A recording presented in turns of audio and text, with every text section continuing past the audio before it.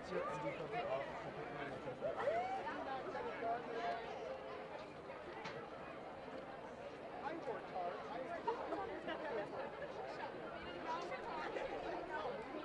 What's that?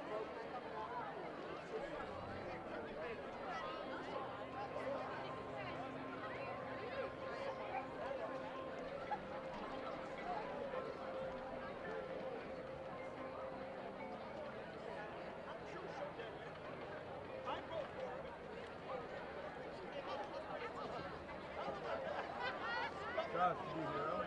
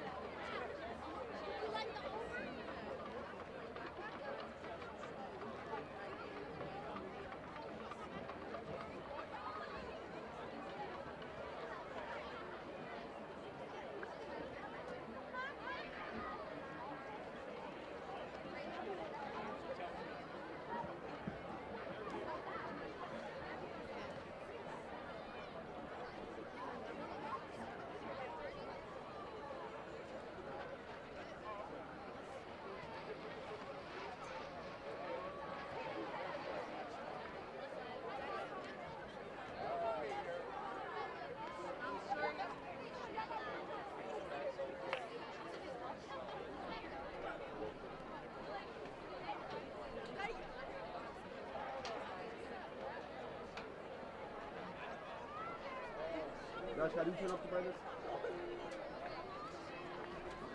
This one here?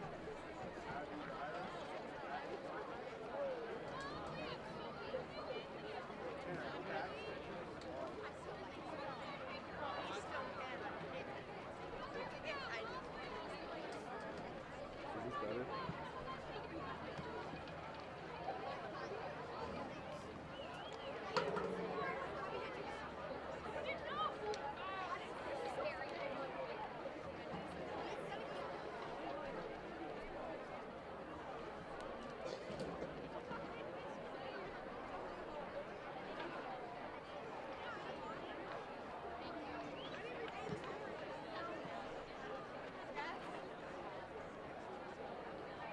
Ladies and gentlemen, welcome to Senior Night, where our senior football players, cheerleaders, and member of the Trojan Marching Band will honor their parents and or guardians. Tonight we start with our football players. Number 2, Reed Andrush. Reed is being escorted by his parents, Tony and Renee Andrush, and his sister, Avery.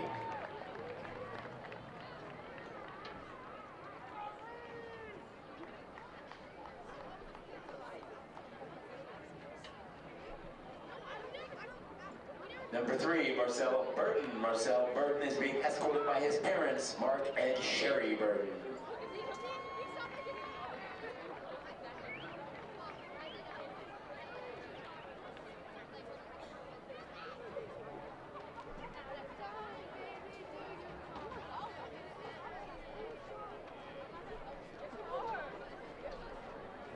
Number 4, Asmani Guzman. Asmani is being escorted by his parents, Noen and Lisette, and his 2 sisters, Tanya and Lynette.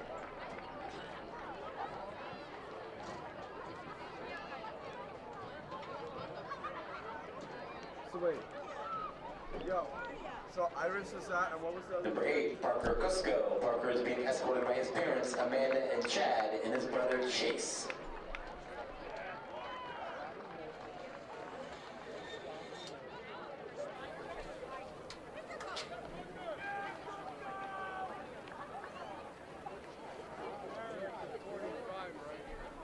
Number 9, Omar Moad. Omar is being escorted by his parents, Hassan Moad and Dalia Mohammed.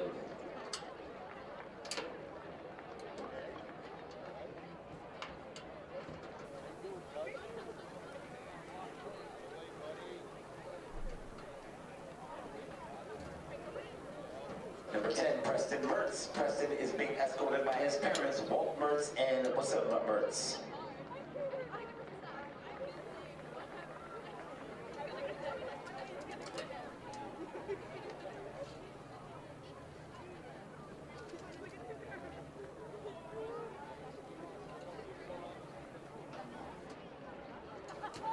Number 14, Leo Doberman. Leo is being escorted by his parents, Gina and Eric Doberman.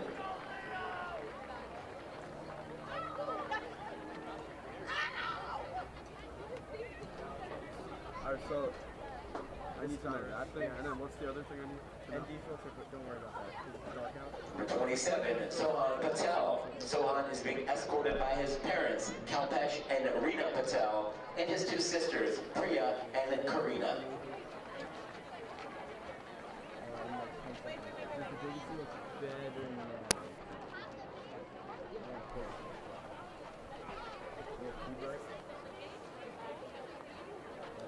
Number 34, Tobias Cuck. Tobias is being escorted by his parents, Michelle Roosh and Trevor Cuck, and his sister, Jenna.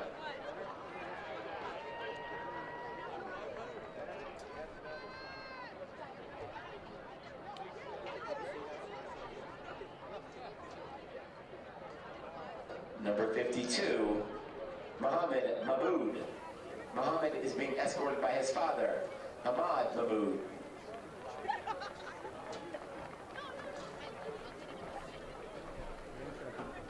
JDC's not focused, right? Number 59, Jacob Whitaker. Jacob is being escorted by his parents, Mike and Jen Whitaker, and his siblings, Logan and Alexa Whitaker.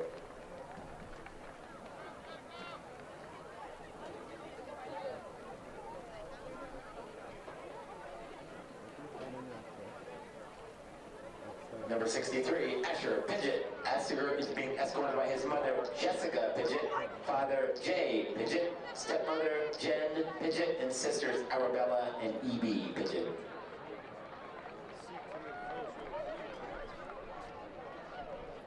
So I'm just gonna stay at like this shot the whole time. Number 65, Justin Corin. Justin is being escorted by his parents, Chris and Barb Corin, and brother Jake.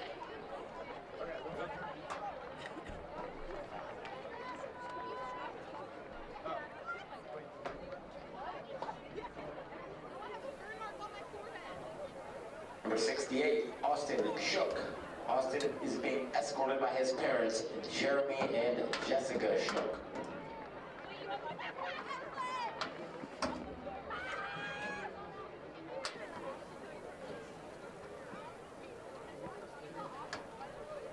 Number 71, Evan Saylor.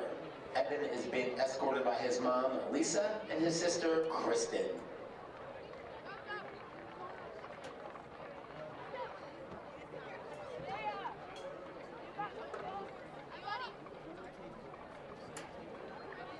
Number 72, Connor Bauer.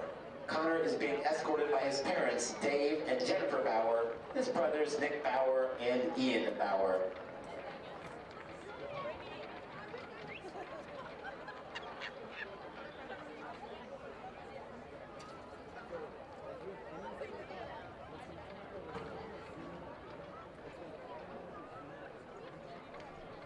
Number 75, Mason Marks.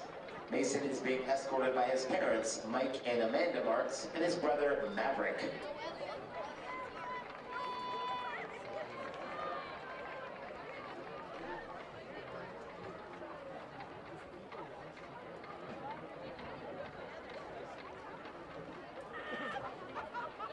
Number 88, Ben Wagner.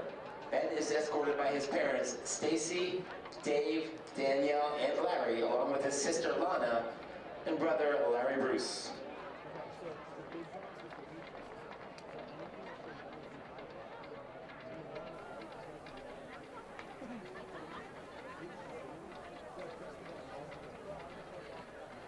And number 94, Douglas Bell. Dougie is being escorted by his parents, Tiffany Hauser and Brian Bell.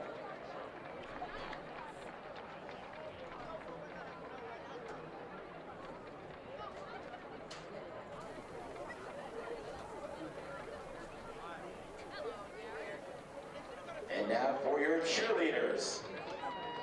Brielle Denton is escorted by her parents, Chris and Wendy Denton, sister Isabel, and brother CJ.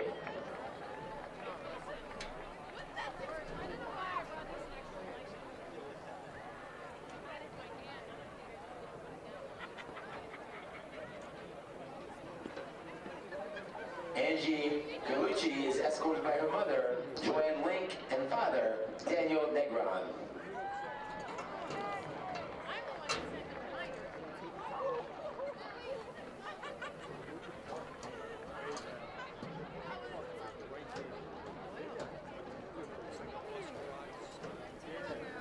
Taylor Hott is escorted by her mother, Holly Walls, and stepfather, Bill Walls, her father, Kevin Hott, and stepmother, Cara Latorre, and her sister, Alexis.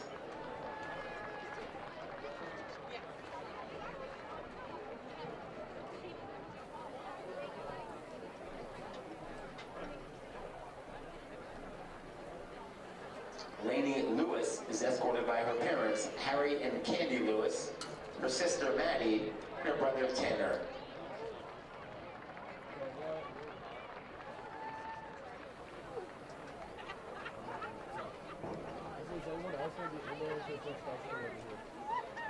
Tatum Reed is escorted by her parents, Dion and Jen Reed, and her brother, Jackson. I'm gonna need to be her director.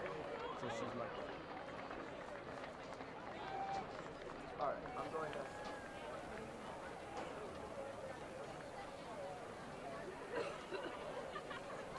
Alex Rollerson is escorted by her parents, Joel and Denise Rollerson, and her brother, Jordan.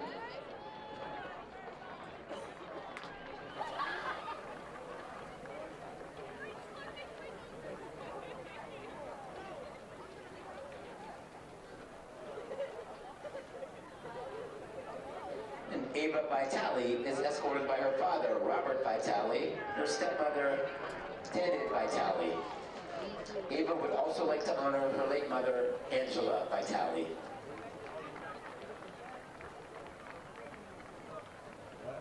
Ladies and gentlemen, let's hear one more time for your cheerleading seniors and your Parkland varsity football seniors.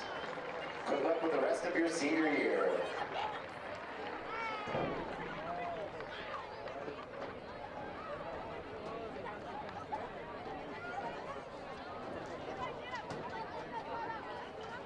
Attention to all spectators. There will be no entry or re-entry after halftime of tonight's football game. Again, all spectators, there will be no entry or re-entry after halftime of tonight's football game.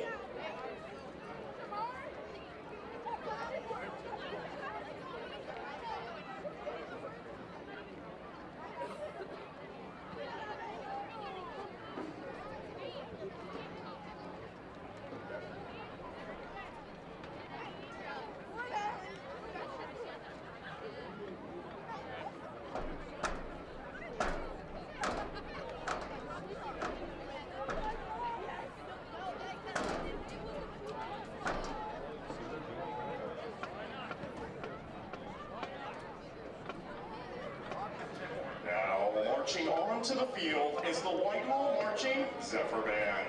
The Marching Zephyr Band is under the direction and assistant direction of Michael and Justin Tanzos. Percussion arrangers include Matthew Tanzos and Jennifer Tanzos. The wind instructors are Elaine Ramirez, Alex Witcher, Ben Stephan, and Carla Giorno.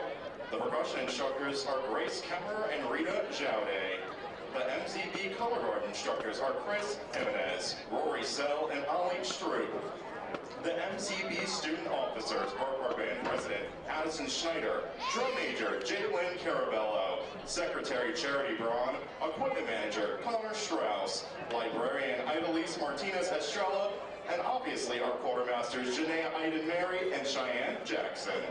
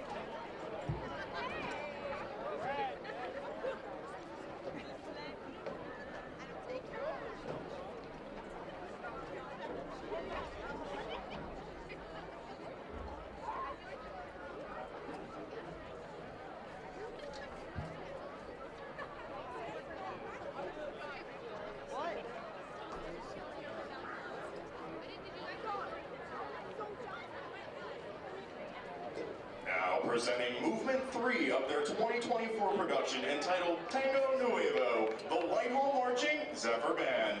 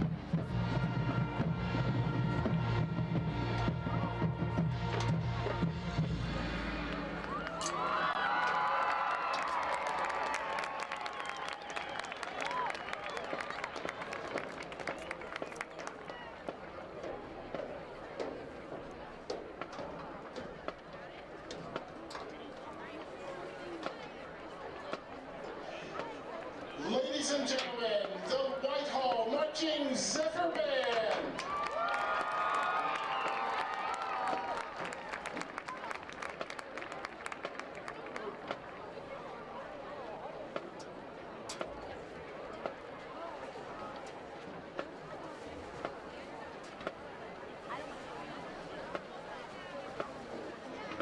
The Parkland High School Music Boosters are thrilled to offer delicious dining to enhance this evening's game and band performances. Please make your way over to the far concession stand and take your pick from pulled pork over mac and cheese, sausage and peppers sandwich, chili over rice, a marching taco with your choice of toppings or a cheeseburger, hot dog or pizza. Wash it all down with ice cold refreshment featuring soda, Powerade, iced tea, and water, or a cup of hot chocolate or coffee. The Parkland High School Music Boosters wishes to thank you for your generous support of the band this season. Stop by and have a bite while supporting these wonderful performers. Go Trojans!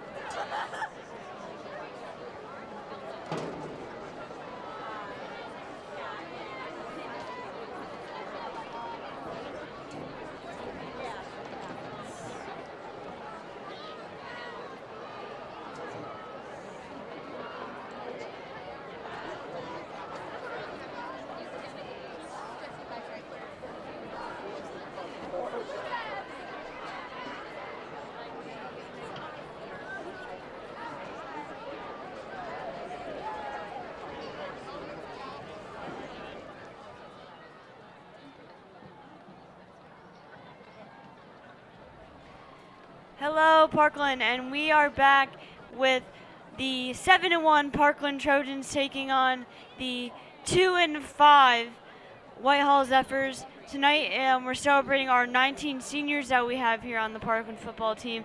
Very exciting night. Parkland is favored to win this game as they last time here we saw them dominate Deer by a lot, and Whitehall only beat Deer 31-11 a couple weeks ago, the week before Parkland played them. And Parkland had a big win last week against against Central, 49-7. And I'm here with Jordan, and I'm thrilled to be here. And yeah, so I also agree that Parkland is very favorable to win this week. And I mean, they won against Downtown Central 49-16 last week, which I think will benefit their chances of winning. Yeah. Definitely a big win for them last week and a big confidence booster. This Parkland team has been rolling every game at home. They only have 4 games at home this year, which is quite insane. Every game has been an event tonight. Like I said, it's senior night, so those seniors are definitely trying to show out tonight for their last game, potentially their last game at home unless they have a playoff game back at Orfield Stadium. So it's a very exciting night. You know, last week it was homecoming here when we played Deer, but now there's even more energy. You know, the seniors, there's a lot of emotions that go into this game, especially against Whitehall. Whitehall's a pretty big rival of Parkland, so they'll be looking to kind of I think Parkland's really going to be looking to try to dominate this game. They're going to want to show their dominance. They're ranked 3rd right now in the EPC South. Easton and Freedom are both above them. Freedom's the only team that Parkland has lost to this year, and that was towards the beginning of the season. I believe it was week 2 or 3. And I think this Parkland team has developed a lot. I think they have really changed a lot. I think as a whole, they're playing a lot better football than they were in the beginning of the season. They've learned a lot, and this team has really developed into their own. So I think it's going to be very interesting to see how they do in this game. It's exciting now. We're almost getting into playoff time. And Parkland's really going to show who they are tonight, as they know they're better than the 3rd-ranked team in our conference. I'm just really excited to watch this game. Whitehall, as we know, is currently 9th overall in standings, and us as Parkland, we have, you know, T.J. Lawrence, Leo Doberman. Parkland has a lot of good players. We have a lot of good players, and I think if, especially the seniors, they have, like you said before, they have a lot of passion into this game for being senior night. So I think that'll kind of give them maybe a little bit of the edge of coming out victorious. Yeah, Parkland definitely has a lot of advantage here. And Whitehall, I'm going to be honest, Whitehall's been struggling a little bit this season. They have a senior of their own who is very talented, even getting some Division I looks. His name is Carter Troxel. He played a lot of running back last year and a lot of linebacker. He has been out pretty much the whole season right now with an injury. I'm not too sure what that injury is, but I'm not expecting him to play tonight. If he does, he'll be a key player, and we'll see how he can do, but I'm not expecting him to play. And that's really why Whitehall has been struggling. They have a lot of young players on this team. Their quarterback, Tanner Dogmanis, sorry. Talon's the wide receiver. Tanner Dogmanis, he is a sophomore, and when your quarterback is a sophomore, they don't have a lot of experience, and experience in a game like football is really everything. And this Whitehall team's really young. This Parkland team's pretty young too. A lot of their good players, like TJ Lawrence, are sophomores. So it's really going to be interesting, but I think Parkland is just going to be looking to really attack Whitehall tonight. Yeah. So we have 5 minutes until kickoff, and we'll see you then.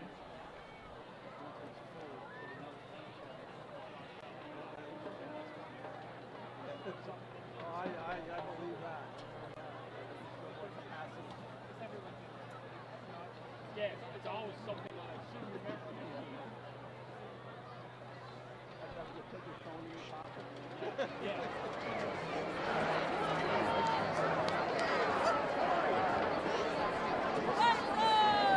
No, we're gonna see.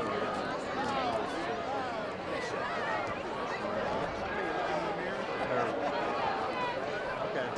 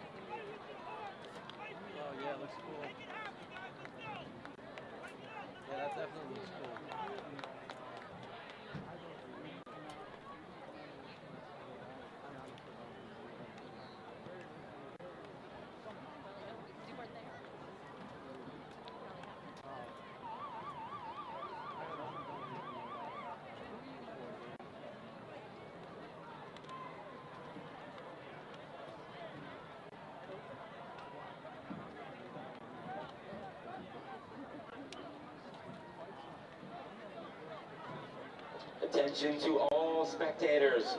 There will be no entry or re-entry after halftime of tonight's football game. I repeat, there will be no entry or re-entry after halftime of tonight's football game. Thank you.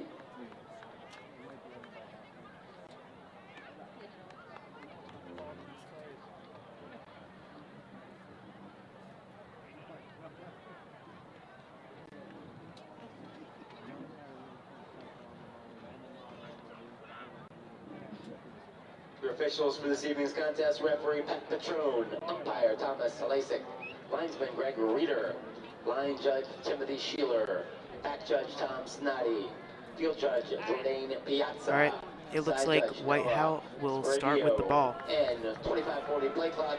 Whitehall will start with the ball.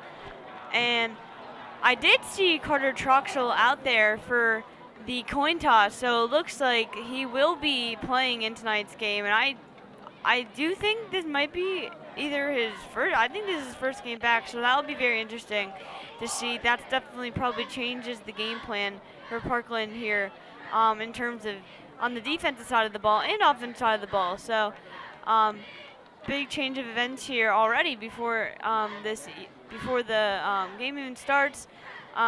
Whitehall, they're just going to be looking to really get started out quick here. They want to try to not let Parkland get too far out in front of them.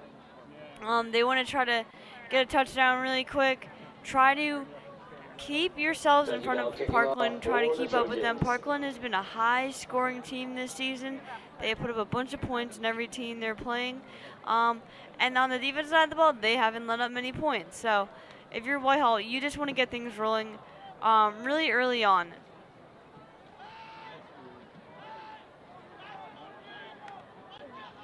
Joseph Nanoa and Talon Dogman. It's back to you for the Zephyrs. So Doug Bell will be on the kickoff. He has been having an excellent season for the Trojans as their kicker.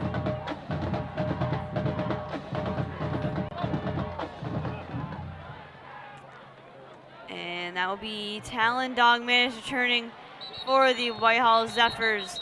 Looks to be around about the 20 is where they'll start off.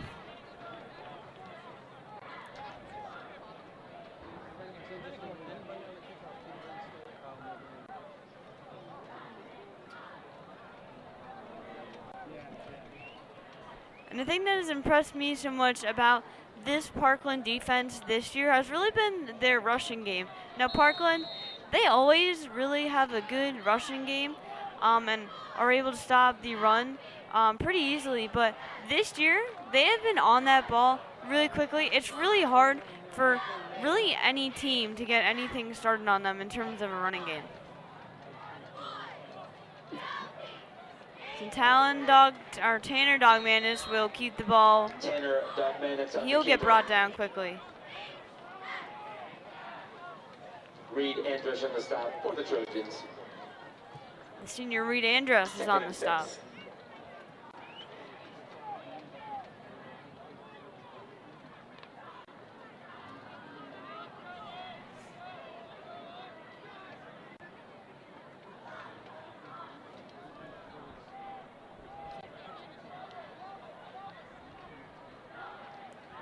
So Dogmanis, he'll roll out, he's being pressured, he fires, and it is nearly intercepted. Almost a great play there, and a quick takeaway. That was number 8, Parker Cusco, one of the 19 seniors for the Parkland Trojans this year.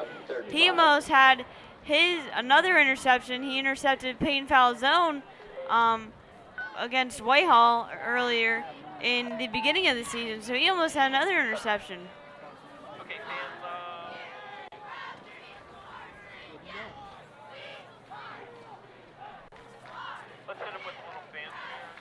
Dogmanis, he will do a QB draw here, and he's going to get some good yards. He's going to get the first down and more, juking out some Trojans, and he's going to bring it all the way out to their own 40.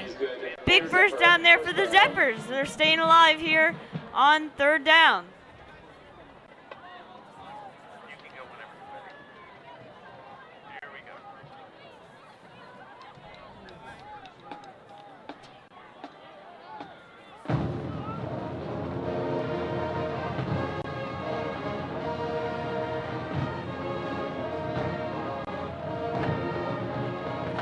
Dog Manis will hand off again. He's going to be stopped right away by that Parkland defense. That was Reed Andrus and TJ Lawrence on the stop there quickly for the Trojans to put the Zephyrs back some yards. Number 6 on the carry there for the Zephyrs was Brandon Bird.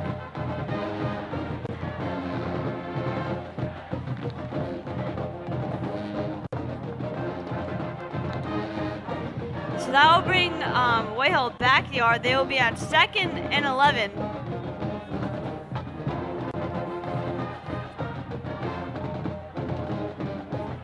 So Dog Manis will motion his brother Talon. He'll hand the ball off, and again, not a lot of yardage there, no room to run for Bird. That'll bring up 3rd down for the Zephyrs.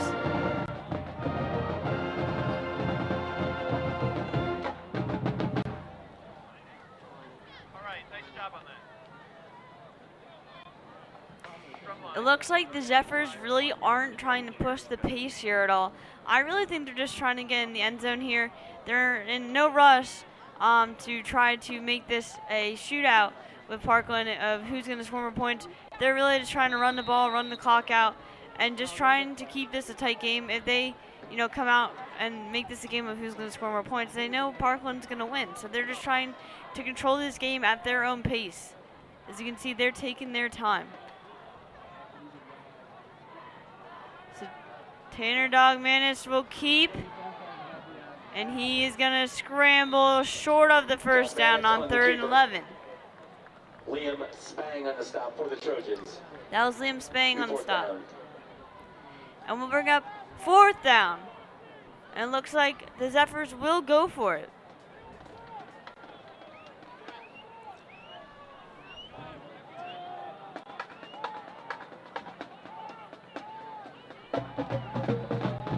I think what they should do, just kind of run for it, just get that first down.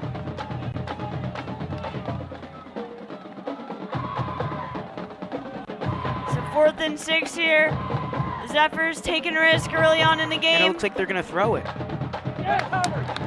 Dog Manis fires, and it is incomplete. Great coverage there by the senior Preston Mertz.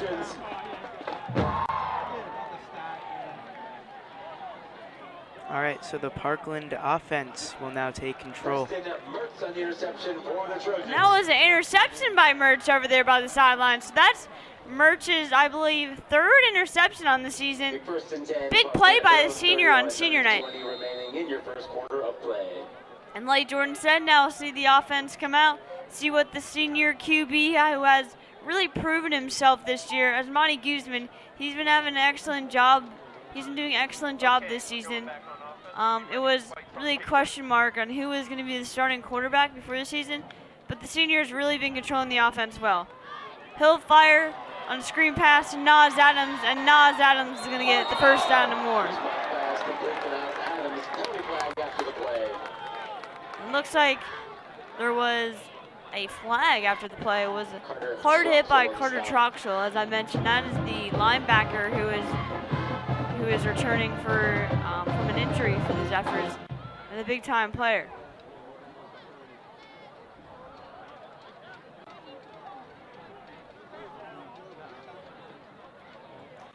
So it looks like they're going to go a horse collar there, or a face mask, sorry. So that will move the Trojans even farther than the yardage Adams got there. And it will be 1st and 10 on their own 30-yard line. So the Trojans already almost in the red zone.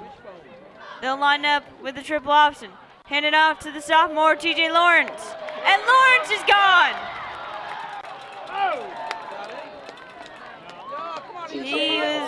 And they're going to call a touchdown. It looked like he was almost caught right before the end zone. But they're going to call that a TJ Lawrence touchdown. Never mind. Sorry, he got down right before. So they're going to hand it off right back to him. Though he's going to try to power through. And now the sophomore got a touchdown. So sophomore, TJ Lawrence running in there. That is a Trojans touchdown. PJ Lawrence.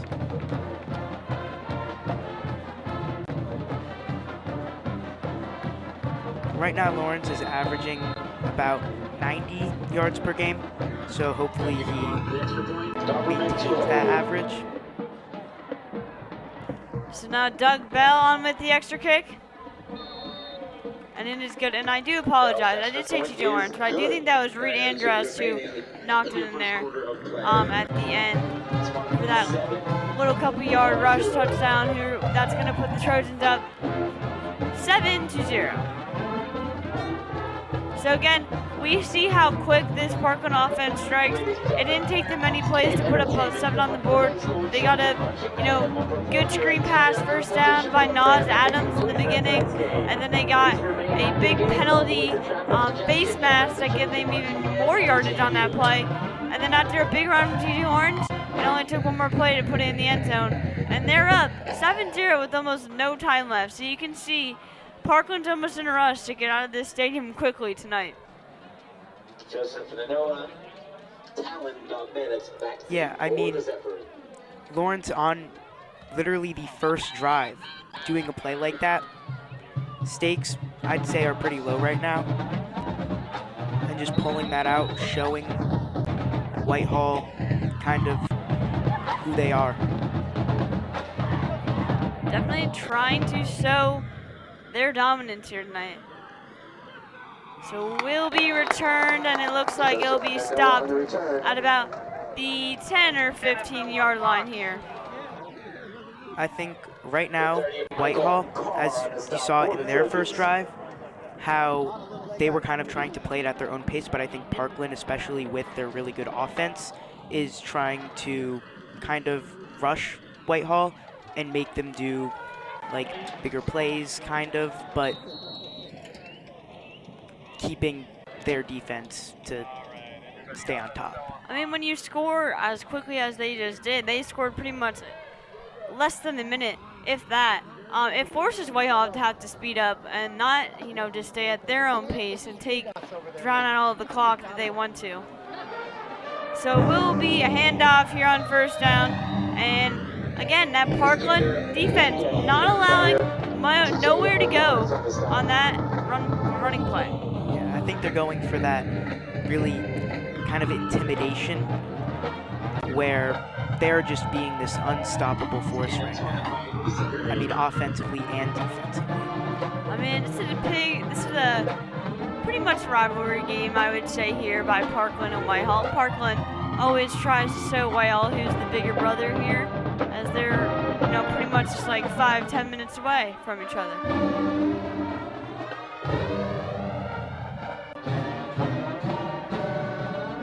So another handoff here on second down, and they will fight for some yardage, but it's not going to be much. But that was a good, powerful run there by number 11, Iskander Blanco for the Zephyrs. It'll be 3rd and 3, Zephyrs. So now it'll be 3rd down and 3, so the Zephyrs close to that first down. They definitely are not trying to go 3-and-out here on their second offensive drive. Quick handoff back to Blanker, and he's going to go nowhere. He's going to be short of that first down. Great play there by the Parkland defense. And Whitehall's going to have to punt it here. They're not going to be able to go for that fourth down.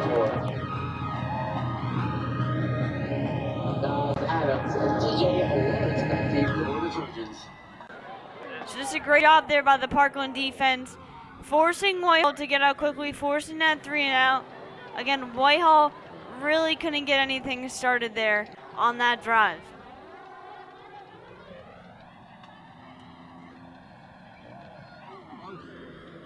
Big punt here, and it will be Nas Adams who will call for the fair catch and bring out this Parkland offense again. I think that 2 weeks ago, when they faced Dira, they really wanted to establish that early lead, and I think that's what their goal is tonight also, to really get that early lead, so and then later in the game they don't have to have high stakes. I mean, they're still going to always have that intimidation factor, but I think creating that strong lead in the beginning of the game will kind of yeah, and that Deer game, I mean, if you're looking for a dominant game, I think that Deer game is probably the best example, as Guzman fires incomplete, intended for Nas Adams. But like I was saying, that Deer game, if there's a game that shows what dominance as a football team is, it was 56-6 at halftime. They didn't score. There was no scoring in the second half. But that just shows you Parkland, realistically, if they kept on that going on that scoring streak, they could have put up 100 points in that game. Obviously, they didn't. But, you know, it just goes to show you how dominant this Parkland team can be when they want to and when they are playing their best football. And I think they are truly now playing their best football as it comes towards playoff time. So it's another handout to Lawrence, but Lawrence is going to get stopped here quickly. Now the Whitehall defense trying to make some noise. Loss of 2 on the play. It'll be 3rd and 12. Trojans. It was a loss of 2, so that will bring up a big 3rd and 12 here for the Trojans in their second drive.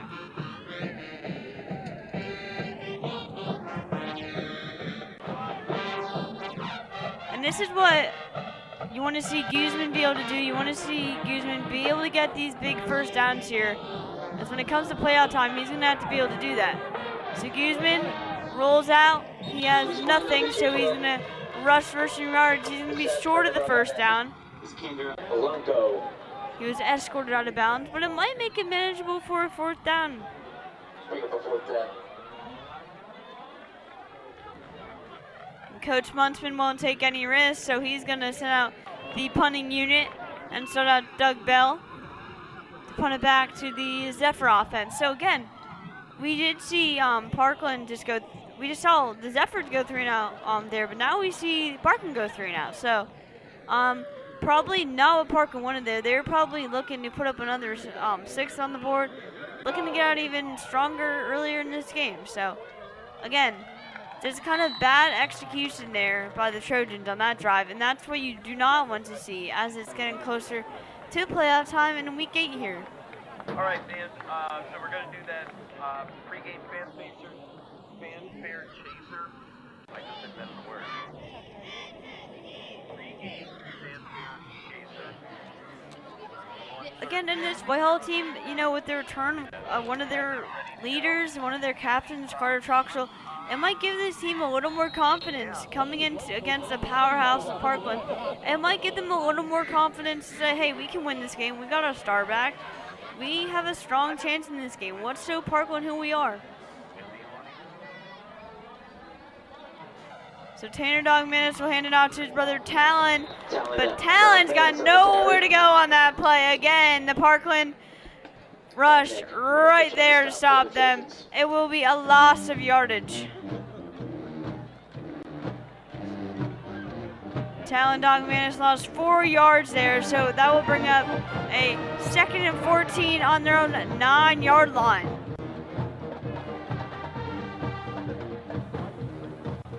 I mean, if Parkland is able to get any possession through an interception or a fumble, they're in perfect position right now for at least a field goal, probably a touchdown, but that's if they get anything.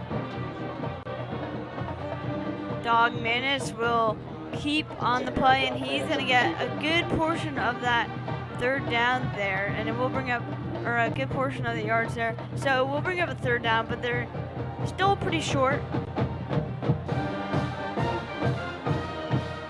Will be 3rd and 6 for the Trojans, for the Zephyrs.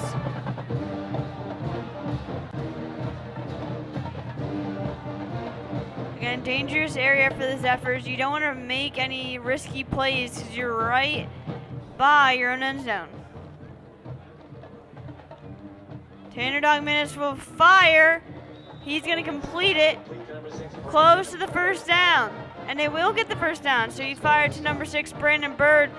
Bird's been making a lot of plays here earlier in the 1st quarter for the Zephyrs. So the Zephyrs will get their first down of the game.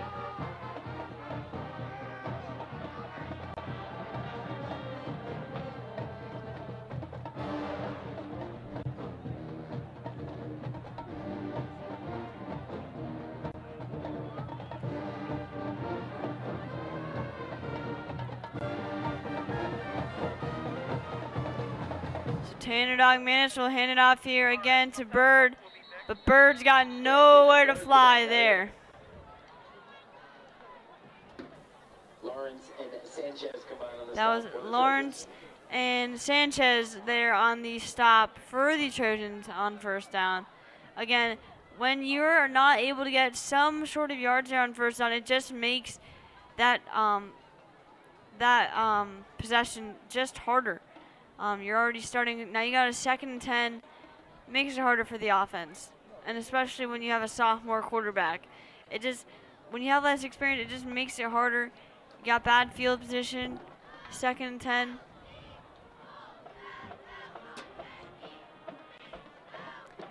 So motion. Tanner Dogmanis will fire quickly on a screen pass. Will not be many yards there though, and it's still going to be 3rd and long for the Zephyrs. It'll be 3rd and 9, so it was a gain of 1 there.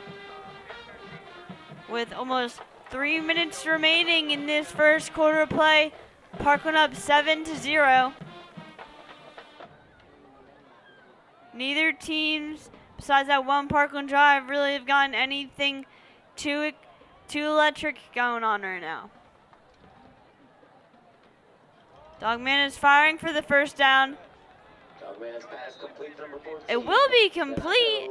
Almost incomplete. That was for the Zephyrs. That was a very good coverage there. Thought it was almost incomplete. That was a great catch. Right now, Whitehall is trying to keep their offense on for as long as possible, because like the second the Parkland offense comes on, they just like immediate touchdown. I mean, we saw that in Parkland's first drive. So I think what they're trying to do is keep Whitehall's offense on as much as possible. And I did think that was a first down, but it was not a first down. It was short. So now we'll have a Nas Adams return. And Adams got some good yardage there, but got tripped up before he could really hit the Jets and get going. Del Valle on the stop for the Zephyrs. It's a very good stop there for the Zephyrs, as Adams may have been gone and into the end zone before they could even put the defense on the field.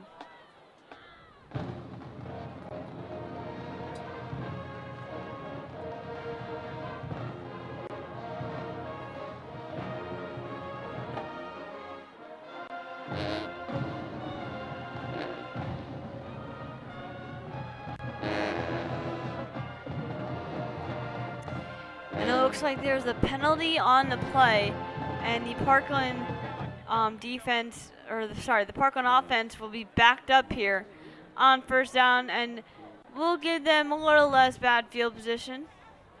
They'll be on their own 37, so that good return by Adams really erased here.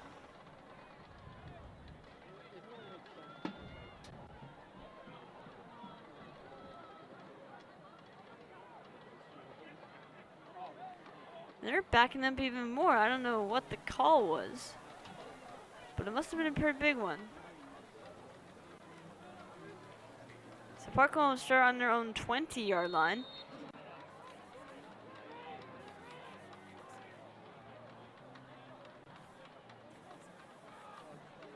So pitch to Lawrence on first down. Lawrence, not a lot of space to run there on first down, and we'll bring up a 2nd down on 6 for this Parkland Trojans on their own 24-yard line.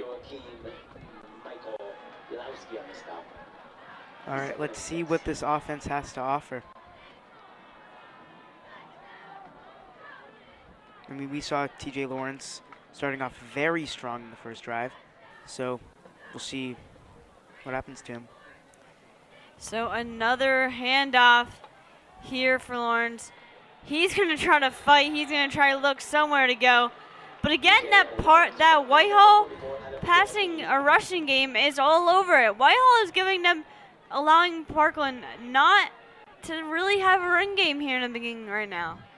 I think those first 2 drives really told Whitehall the kind of team that they're facing right now, and how aggressive they need to be within their own defense. Plus, you could see improvement within their offense. Guzman is going to fire, and it's going to be complete. I do think they will get the first down. That was complete. Senior to senior. That was to number 14, Leo Dauberman, one of the captains here for the Trojans. A senior, a big leader here. He'll be a big loss next year. It will give the Trojans a first down, and they're going to try to run another play. Quick screen pass here to Nas Adams for the Trojans. But again, Adams, not a lot of room to run there.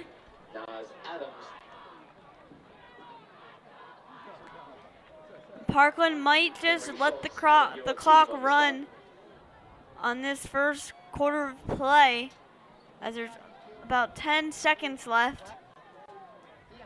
And they're going to run one more play, maybe try to get Whitehall to go offside, draw them offsides.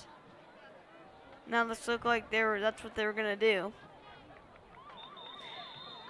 So, a little bit of a shock here right now. Parkland in the first quarter only leading Whitehall 7-0. So, again, we talked about in the beginning of the game, we really thought Parkland was going to come out and dominate. And not really the story that we're presented with in this first quarter. So, you know, maybe we'll see if things are different. Parkland looking pretty strong right now. Besides a couple of plays on the current drive. Parkland definitely looking to get ahead more and finish that drive out with 6.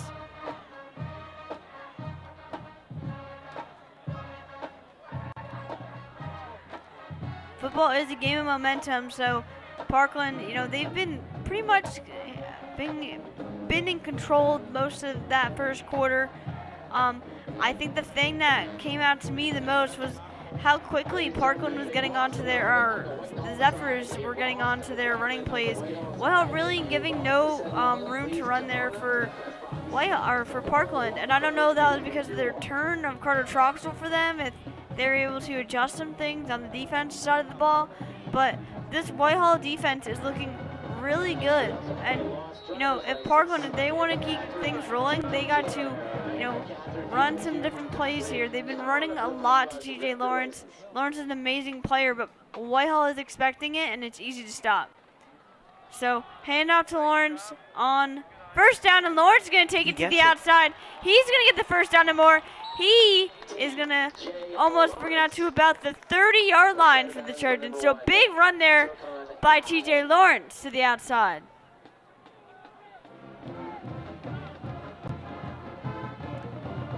We'll put Parkland on their own 38-yard line. Again, big first down by the sophomore.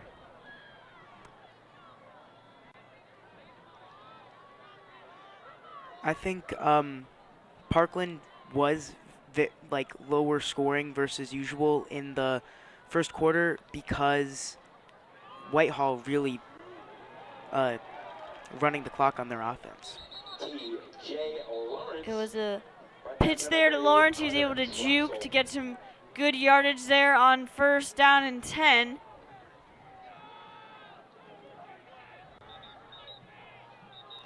To keep this Parkland offense moving and thriving. And it'll be another first down, so big first down there again by the Trojans. Lawrence just attacking right now. I mean, he's had a great season so far. Definitely very impressive as a sophomore. So Lawrence and Guzman in the backfield again. Got Reed Andros as the blocker. And Lawrence is going to get some steam here. He's going to roll into the end zone. Now TJ Lawrence will get a touchdown here in the first of the night for the sophomore. Touchdown, Trojans. I mean, you saw how fast that drive was. Even though it was split up between 2 quarters, that moved. I mean, especially just TJ Lawrence with those big plays.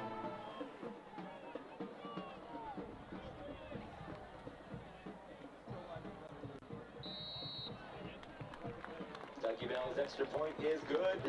Dauberman on the hold with 11:15. So the kick, the extra point is good for Doug Bell. Again, Doug Bell has been doing an amazing job this season. I don't want to jinx him, but I still don't think I've seen him miss a field goal, at least at home, for the 4 games that we have been broadcasting here.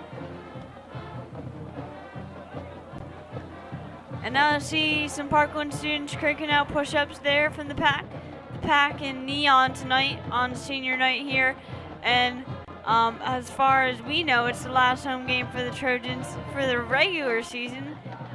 Maybe we'll host a playoff game here. And the pack is always having a fun time out there. I mean, the push-ups. Lots of energy, and there's only 4 home games, so they're definitely looking to maximize those 4 home games that we have here tonight. Thank you, Bell, on for the kickoff. Then Noah, Doug Manis, back team for the Zephyrs.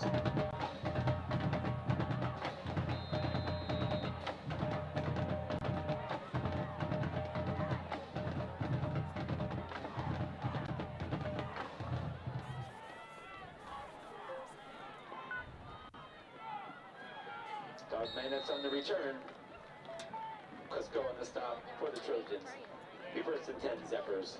So 1st and 10 for the Zephyrs now after the kickoff. And they'll bring it out at their own 29-yard line. And they find themselves down 14-0 now. And they're just gonna, if you're Whitehall, you got to try to score here. Their offense, not getting too much stuff started right now. But they've been taking a lot of time really depending on the run. They're really run dependent on that first quarter. But you need to put up 6 on the board here if you want to stay in this game, in this race with Parkland. So Tanner Dogmanis will hand it off. But again, there's no room for the Zephyrs. It's been really the story for both teams in terms of running the ball. Not a lot of room for either teams when it comes to the run game.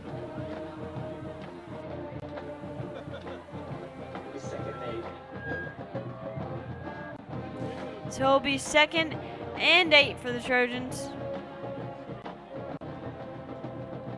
Or for the Zephyrs, sorry. Even though Parkland is 14-0, I think I see a little bit of a struggle for Parkland. Yeah, definitely not as smooth as I think they would like in terms of the offense side of the ball. Doing a great job defensively, but there's some things, Whitehall, I would say Whitehall was controlling them pretty good. There's just some plays Parkland's able to, get out in front. So it will be 3rd and 1 now for the Zephyrs. The Zephyrs looking to move the chains here if they want to stay in this game.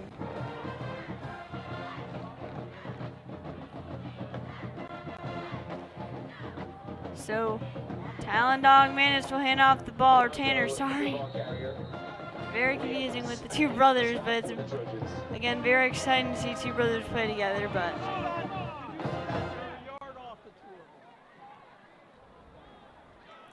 So it was a run play on that 3rd down, and I do believe that the Zephyrs did get the 1st down, so 1st down Zephyrs. Again, the Zephyrs just got to keep on moving the chains, keep on rolling if they want to stay in this game. It's only the 2nd quarter. Anything can happen.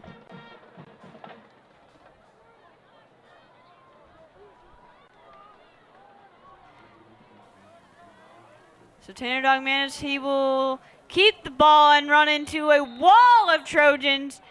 And the main one being Liam Spang, bringing him down quickly. Again, nowhere to go.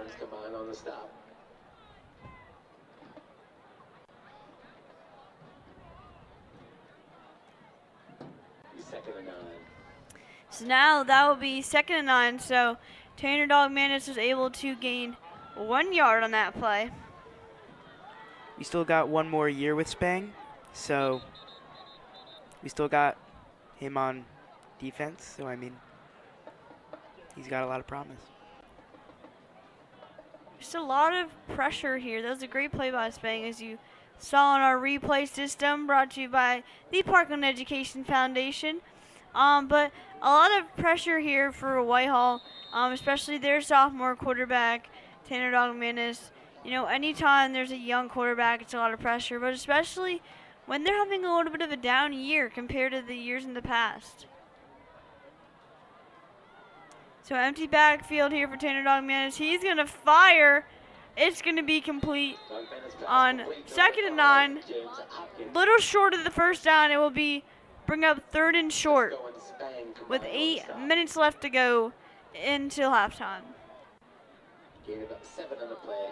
So it's a gain of 7, 3rd and 2 on the Zephyr zone 47-yard line.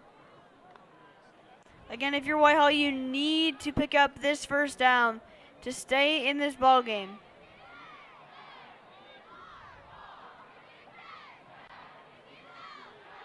So Tanner Dogmanis will keep it, but he's going to get ankle tackled there quickly. I do believe he won't get the first down, and now bring up a 4th down for the Whitehall offense.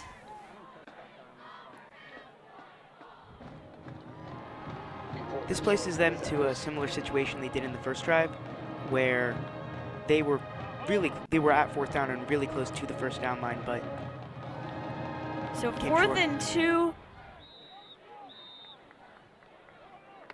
Looked like Whitehall may have been just trying to draw. They're going to call a timeout here. I don't know, that maybe they wanted to see how Parkland was set up. Maybe they wanted to try to draw them off sides. But 4th and 2, I do think they did take that. They did take it on, went for it on 4th down earlier in the ball game. So I do think that Whitehall will go for it here. I don't think they're going to send the punting unit out. Because, you know, they don't want to lose this game. They're really looking to win. They don't want to just say, oh, we almost beat Parkland. They're saying we beat Parkland. They need something right now as they almost go into playoff time and this regular season is winding down. This is Parkland's game to win, but Whitehall, they need to win it if they want to improve something. I mean, right now they're 9th overall in the division, so definitely need some picking up to do. So again on 4th down, well, we'll go for it.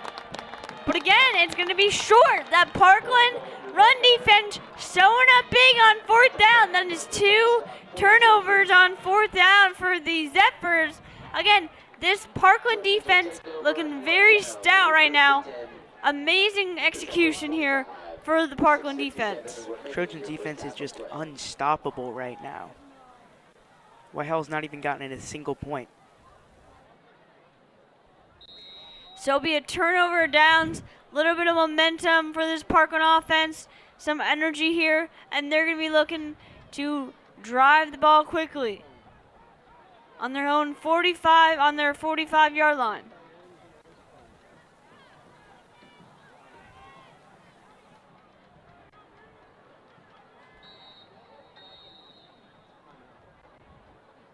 Timeout, Trojans.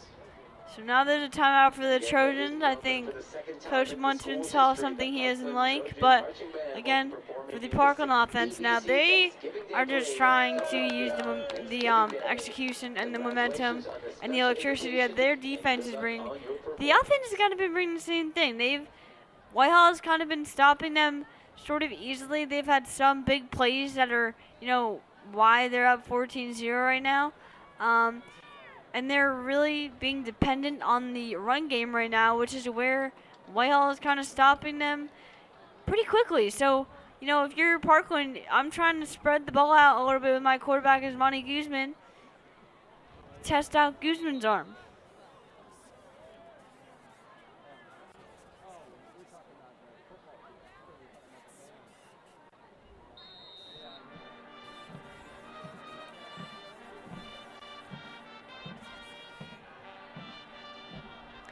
All right, so first down for the Trojans. Guzman is going to hand it off on a sweep to Preston Mertz, another senior, but Mertz is really going to get nowhere here.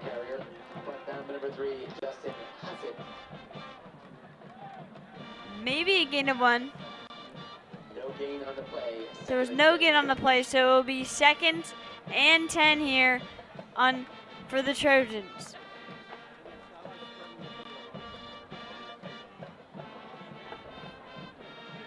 And now it's Naquan Thompson in the backfield for the Parkland Trojans with Guzman.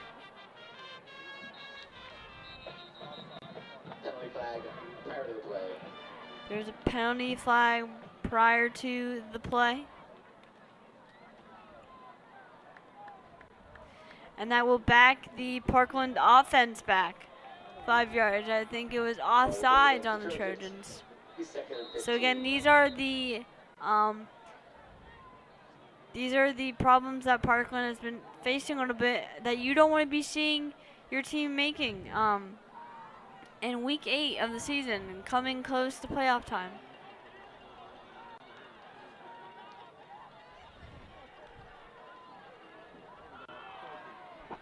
So sweep to Reed Andrus, the senior. Andrus is going to get a good amount of yards and close to the first down here on 2nd and 15. It will bring up a 3rd down though. Looks like they got a while. So that'll bring up 3rd and 2nd. They'll run it with Thompson here on 1st down. Naquan Thompson on the carry. Henry Schultz on the stop for the Zephyrs. That was an impressive play. I mean, now they're only 2 yards. So again, Whitehall was able to stop them, and now, oh no, they're going to give Parkland the 1st down. So good 1st down there by the sophomore Thompson. And now move the chains for the Trojans.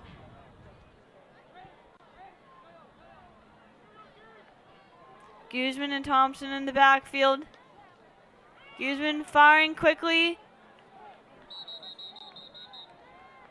That was to Leo Doberman, I believe. Short of the 1st down marker. Henry Schultz, Iskander Blanco combined on the stop.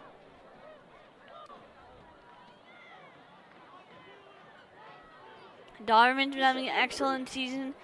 He's dealing with some ankle injuries this season that have been nagging him, but besides that, he's been playing excellent his senior year. So hand off to Thompson on 2nd down.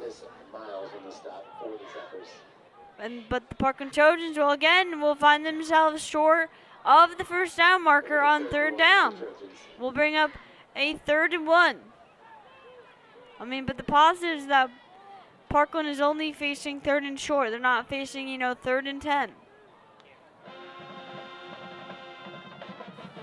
Naquan Thompson carries good for a Trojan. 1st down.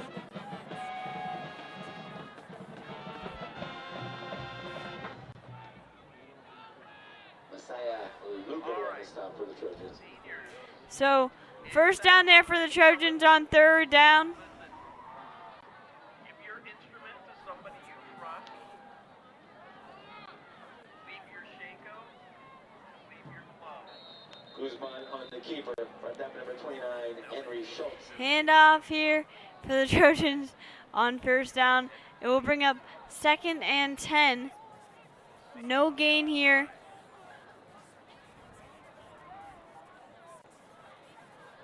Again, 3 minutes left until the break.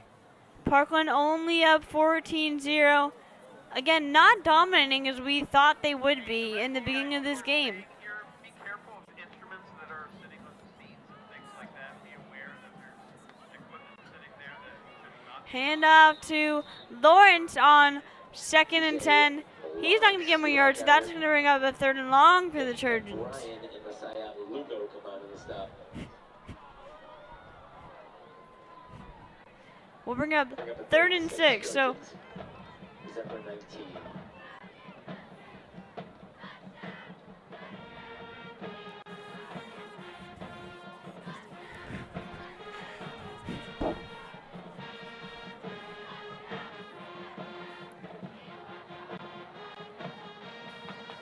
all right, so Guzman in the backfield. He's going to fake the handoff, play action. He's going to fire, and it's going to be complete to Reed Andrus. Number 2, second touchdown of the night for the Trojans. 2 touchdowns for the senior on senior night.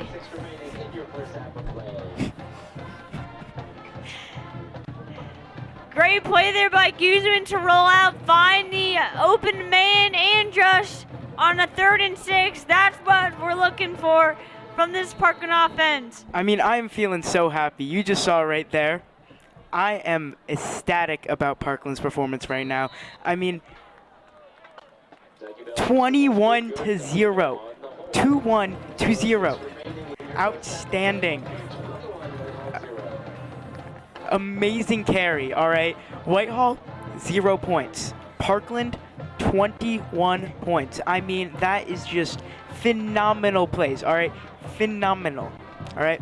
And we can see our cheerleaders, you know, cheering for how good Parkland's doing and how, like, Whitehall's doing. I mean, so now we're seeing Parkland start to dominate a little bit as there's only 2 minutes left until the break. Again, big play there on that touchdown. Reed Andrus with 2 touchdowns on his senior night, 1 through the air and 1 rushing in the beginning of the first quarter. I mean, what a guy.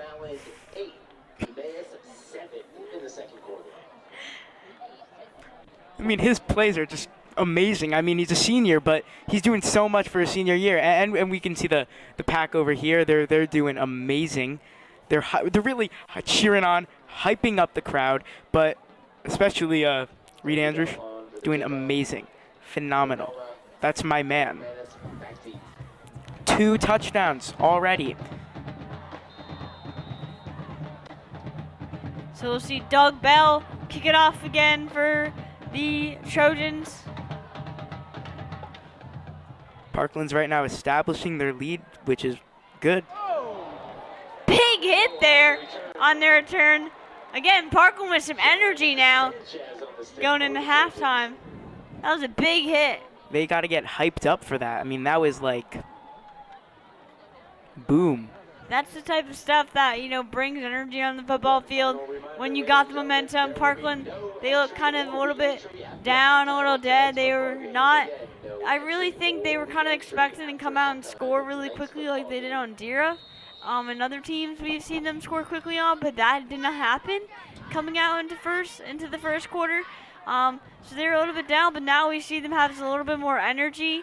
And they're looking to come out, and they're looking to go into the locker room with a big lead. I think right now the Trojans are bringing the boom. So great play there by Tanner Dog managed to roll out, and he was patient to find his open wide receiver. He's going to complete it for a touchdown. That was number 3, Justin Huset for the Zephyrs. A little change of events here. Now the Zephyrs have some life. I mean, it was fine. You know, Parkland finally let them score. It was pragmatic. It was on purpose. It's on strategy to get their confidence built up, all right?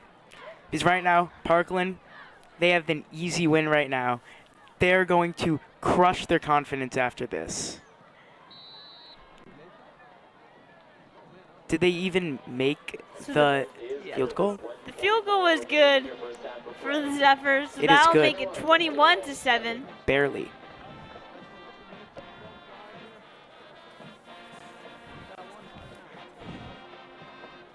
Whitehall is going to be so distraught after this game. I mean, like, everybody.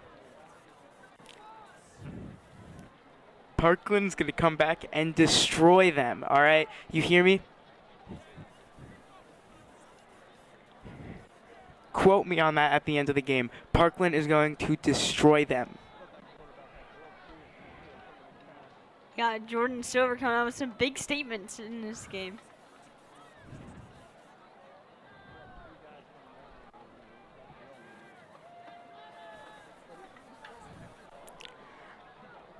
I mean, right now I'm feeling so confident after this amazing lead Parkland is having, where it's really just they're making the plays. They're just doing amazing, especially Reed Andrews. Love that guy. They're dominating. You know? TJ Lawrence also doing amazing.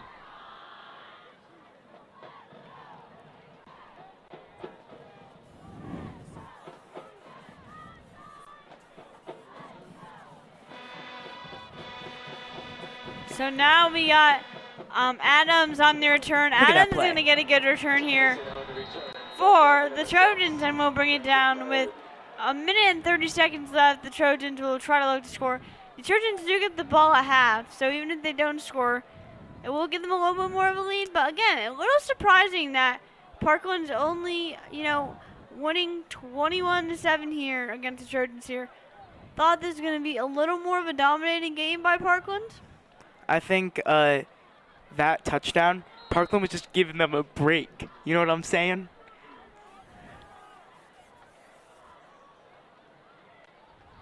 So Whitehall got Guzman a lucky break. My bad. Guzman's going to fire for a first down to Leo Doberman. Again, that Doberman. connection on fire tonight.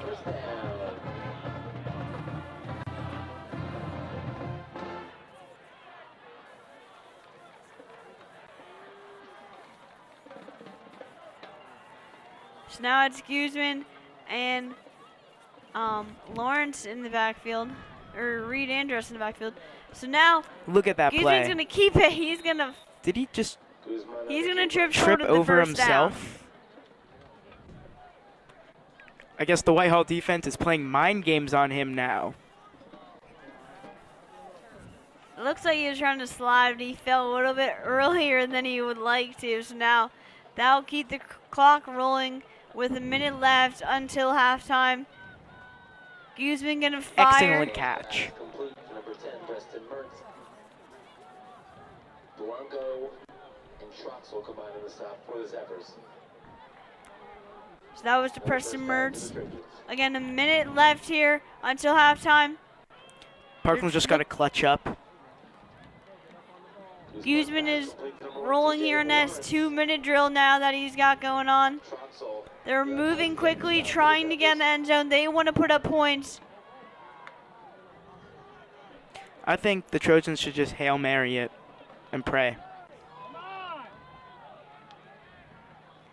Guzman fakes, fires deep, and it will be And it is caught. complete for a touchdown to number 14, Leo Doberman. That's what the Trojans are looking Leo for. Doberman.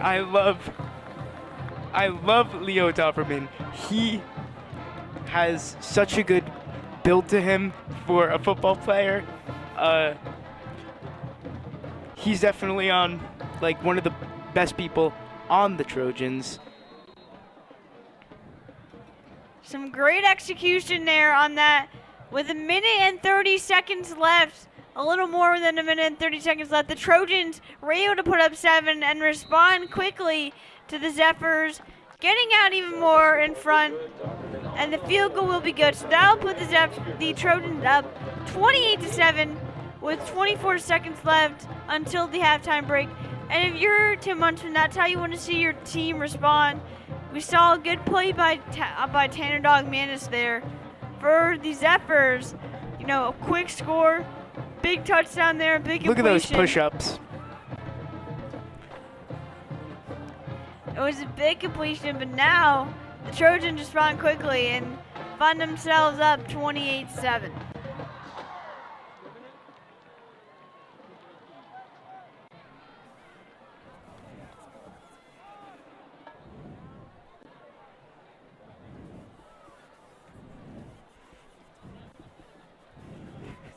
Kentucky bell on for the kickoff.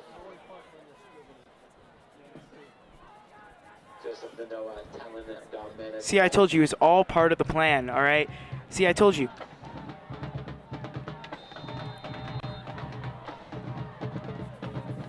They let Whitehall score just one touchdown and then immediately came in with that phenomenal play by Doberman. Ball's fielded by number 52, So now the Parkland or the Zephyrs defense will come out with 23 seconds left until halftime, and probably just kneel it, not take any risks with 23 seconds left. Parkland now doing a little more playing a little more dominantly than this is a little what we were expecting. We were expecting a dominating game. Now they're up 28-7, can be up even more if they come out of the locker room and score a touchdown. They do get the ball after halftime.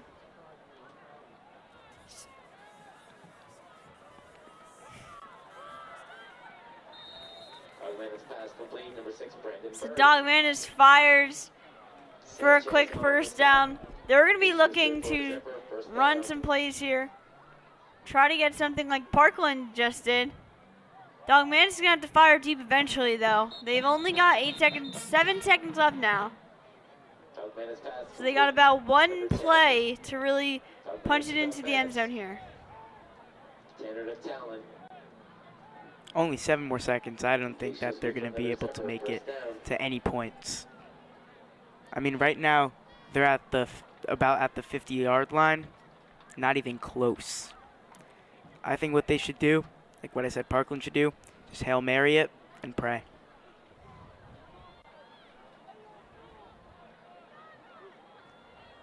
So Tanner Dogmanis in the backfield. He's going to fire deep to the end zone, and it will be incomplete. So there'll be 2 seconds left. We'll bring up the second down. Hey, at least they tried. That's what matters, right?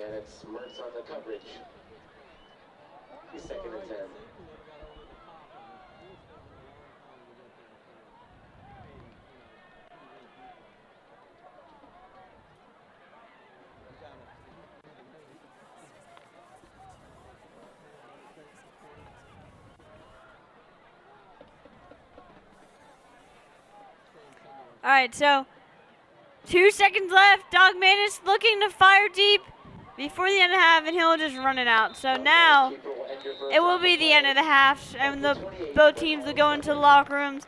Parkland up 28-7, heading into halftime. Again, we kind of expected them to dominate a little bit more than they are right now.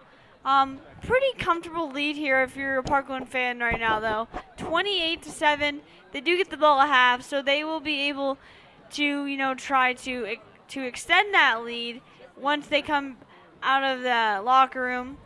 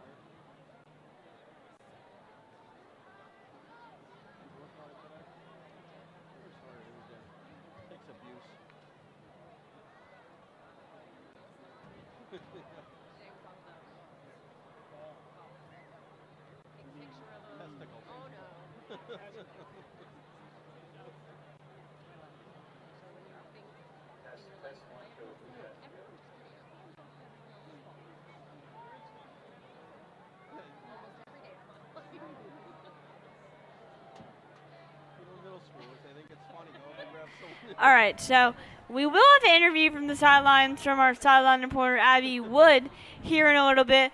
But before we head to that, we'll talk about this, the game we got going on for now. So, again, a little, like I just said, Parkland, we were kind of expecting to dominate a little bit more on this Whitehall team. It's been a pretty solid game in terms of Whitehall playing. They've been all over. They were doing a good job of covering the Parkland run game.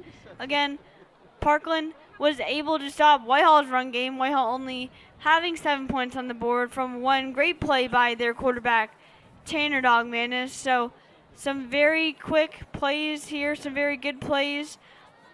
We saw Reed Andrush score 2 touchdowns here in the first half. So that was amazing by the senior here on senior night for the Trojans. Again, all the seniors playing amazing. The quarterback is Monty Guzman doing a great job here on senior night. And just some great execution here by the Trojans. There was some, penalties and some mistakes that they had that, I'm sure Coach Munchman isn't happy about going in to, week 8 and almost being the end of the regular season. They have one more week and then it's time for playoffs.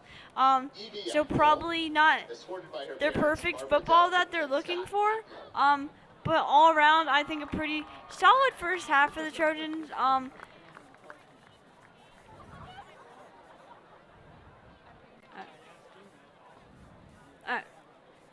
And we're going to throw it to Abby Wood with Parkland's quarterback coach.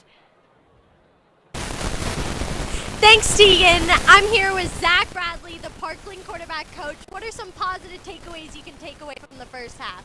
So I think we made a lot of big plays when we had to. We were in a lot of 3rd and longs and 3rd and mediums where we converted. I think that's a positive attribute of our team so far. I think some of the things we have to work on in the second half are, we're focusing on the fundamentals, establishing the line of scrimmage, and making our right reads at the right time. Not trying to be too greedy with the team that maybe doesn't have the same record as us, that's what they are, well, they're sort of like team, and trying to come out to our type of football, our brand of football, and put this game away, hopefully. With the lead tonight, 28-7, how would you say the mindset going in from the team is? I think at half we could reinforce that every team's going to give Parkland their best. So we have to come out ready and prepared. They've been prepared for us for 3 weeks. They've had 2 weeks basically off prepared for us, so they're ready to go. This is a big game for them. We got to treat it like that. Exactly what. Brandon Kai, escorted by his parents, E. Kai and Chen Wang.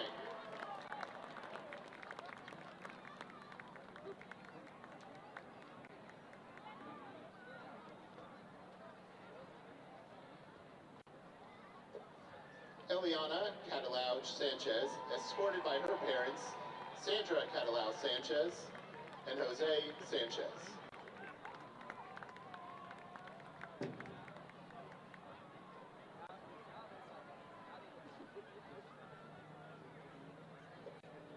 Sarah Collier, escorted by her parents, Susan Cook, Dan Collier, and David Letieri.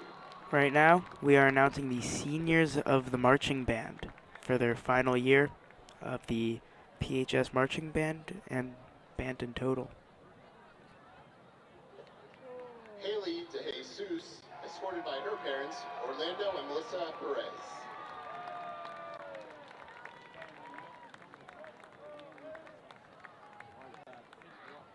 Yeah. You're not talking me out of it.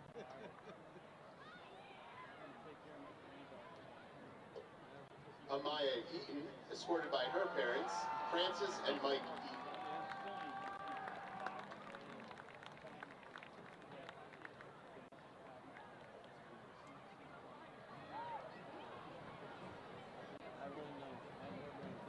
Brian Harris, escorted by his mother, Jackie Harris.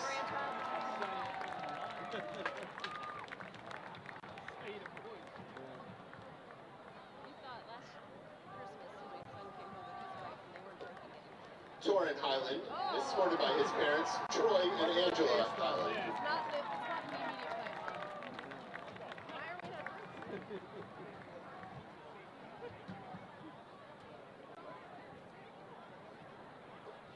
Garrett Hill, escorted by his parents, Ryan and Jana Hill.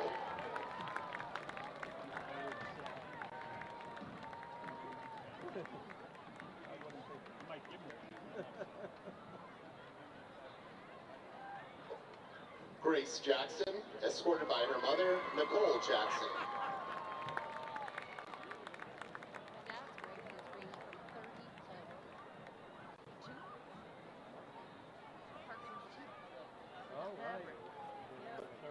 Andriana Pidulich, escorted by his parents, Bodan and Yao Pidulich.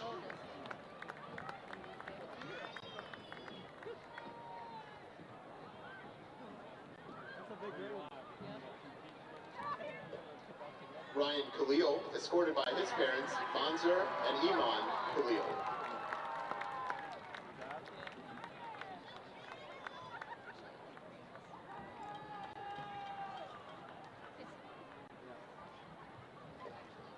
Felicity Liu, escorted by her parents, Frances Hahn and Aaron Liu.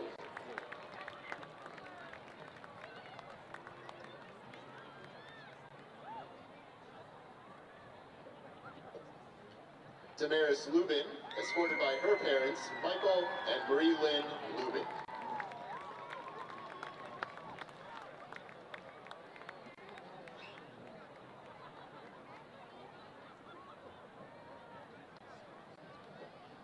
Emma Mylander, escorted by her parents, Robert and Kathy Mylander.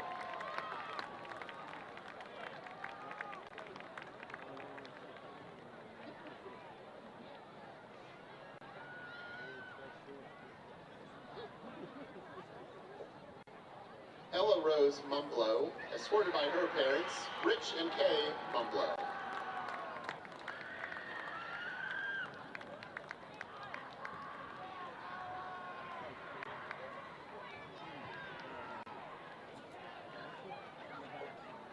Phoenix Moyer, escorted by her parents, Jennifer Moyer and Jonathan Frampton.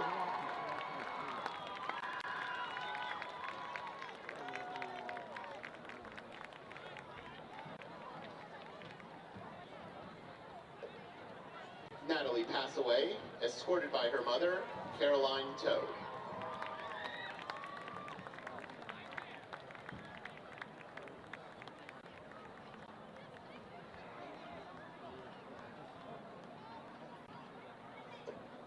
Lisa Pontone, escorted by her parents, Ricardo Pontone and Delfina Reynoso.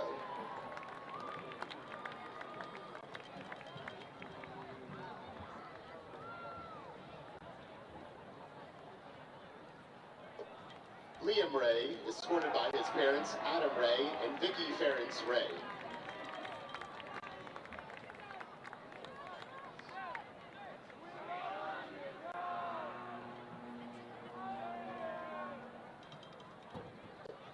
Ruby Kate Robb, escorted by her parents, Jim and Wendy Robb.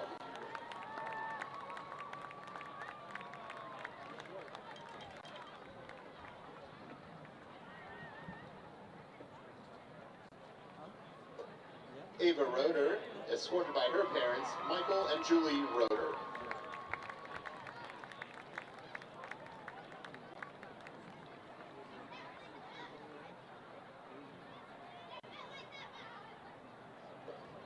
Alex Schock, escorted by his parents, William and Beth Schock.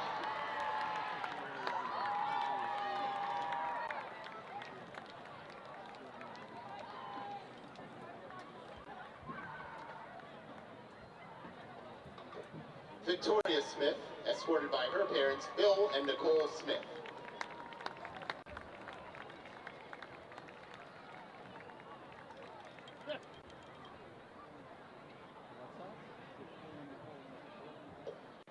Margaret Wright, escorted by her mother, Wendy Wright.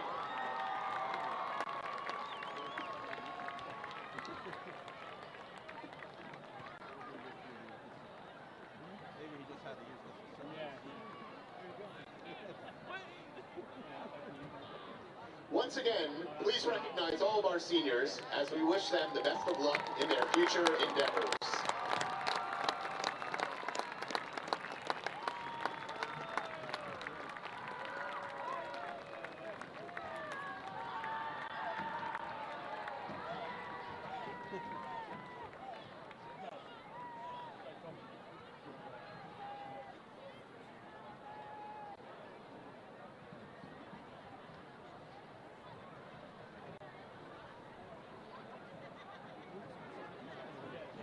The Parkland High School Music Boosters are thrilled to offer delicious dining to enhance this evening's game and band performances.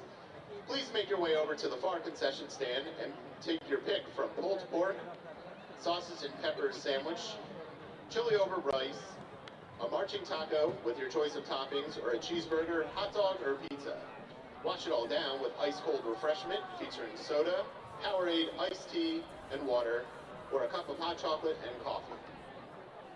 The Parkland Music Boosters wishes to thank you for your generous support of the band this season. Stop by and have a bite while supporting these wonderful performers. Go Trojans!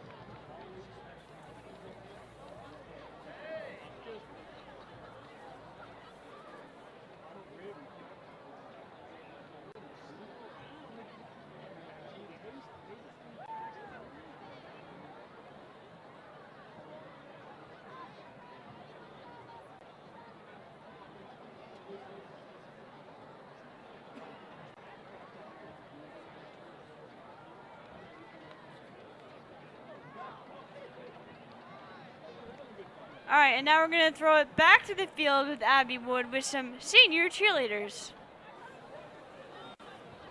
Thank you, Tegan. Tonight I'm here with the other 4 senior captains of our Parkland cheer team. How are you ladies feeling tonight? Great. So let's kick it off. What has been your favorite cheer routine or cheer to do during this season? I think definitely our comp routine has been my favorite. What would you say leading the team in your senior year has been like? It's been an honor since I've been on varsity since my freshman year.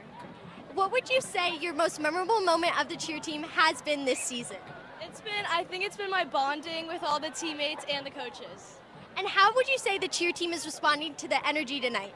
The energy's great. We're up 28-7, so let's keep the energy up and going. You heard them. Let's keep the energy up. Let's go, Parkland. Back to you, Tegan and Jordan.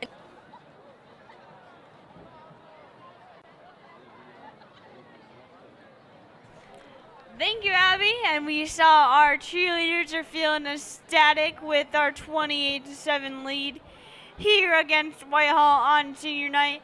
You know, we have a special cheerleading program here at Parkland. They did go to nationals last year in Disney World, and they were in the quarterfinals. They made it all the way to the quarterfinals. So I know that was the first time that has ever happened for our cheerleading team here at Parkland. So it was a very special year last year that all of those seniors got to experience that you just talked to now. So, you know, and I'm sure they are just as sad as these football players for their last regular season home game of their senior year. I know a bunch of the cheerleaders love to be under the Friday Night Lights almost just as much as the football players love to be. So, just some fun energy here tonight. I mean, you can really feel the vibes. It's looking great. The energy looks all over the place. I mean, you got the Trojan pack. They're looking hyped. All right. It is really exciting to see. We have 19 seniors this year. Last year there was 28, so a little less than last year, but still a lot for this team. A lot they'll be losing next year, but all these seniors have been playing really well, especially tonight. We see, you know, Asmani Guzman starting at the quarterback position. He's been playing well tonight. Reed Andros with 2 touchdowns. Leo Doberman with a touchdown there at the end of the second quarter to put the Trojans up 28-7. So just some great execution by a bunch of seniors. We saw Preston Murch with an interception. So seniors all over the field are making plays, and I'm sure it comes with a lot of emotions here on senior night. Right now our perfect Trojans are coming out. They're getting ready to make their entrance. I mean, all the players are doing perfectly, all right? They are the perfect Trojans right now.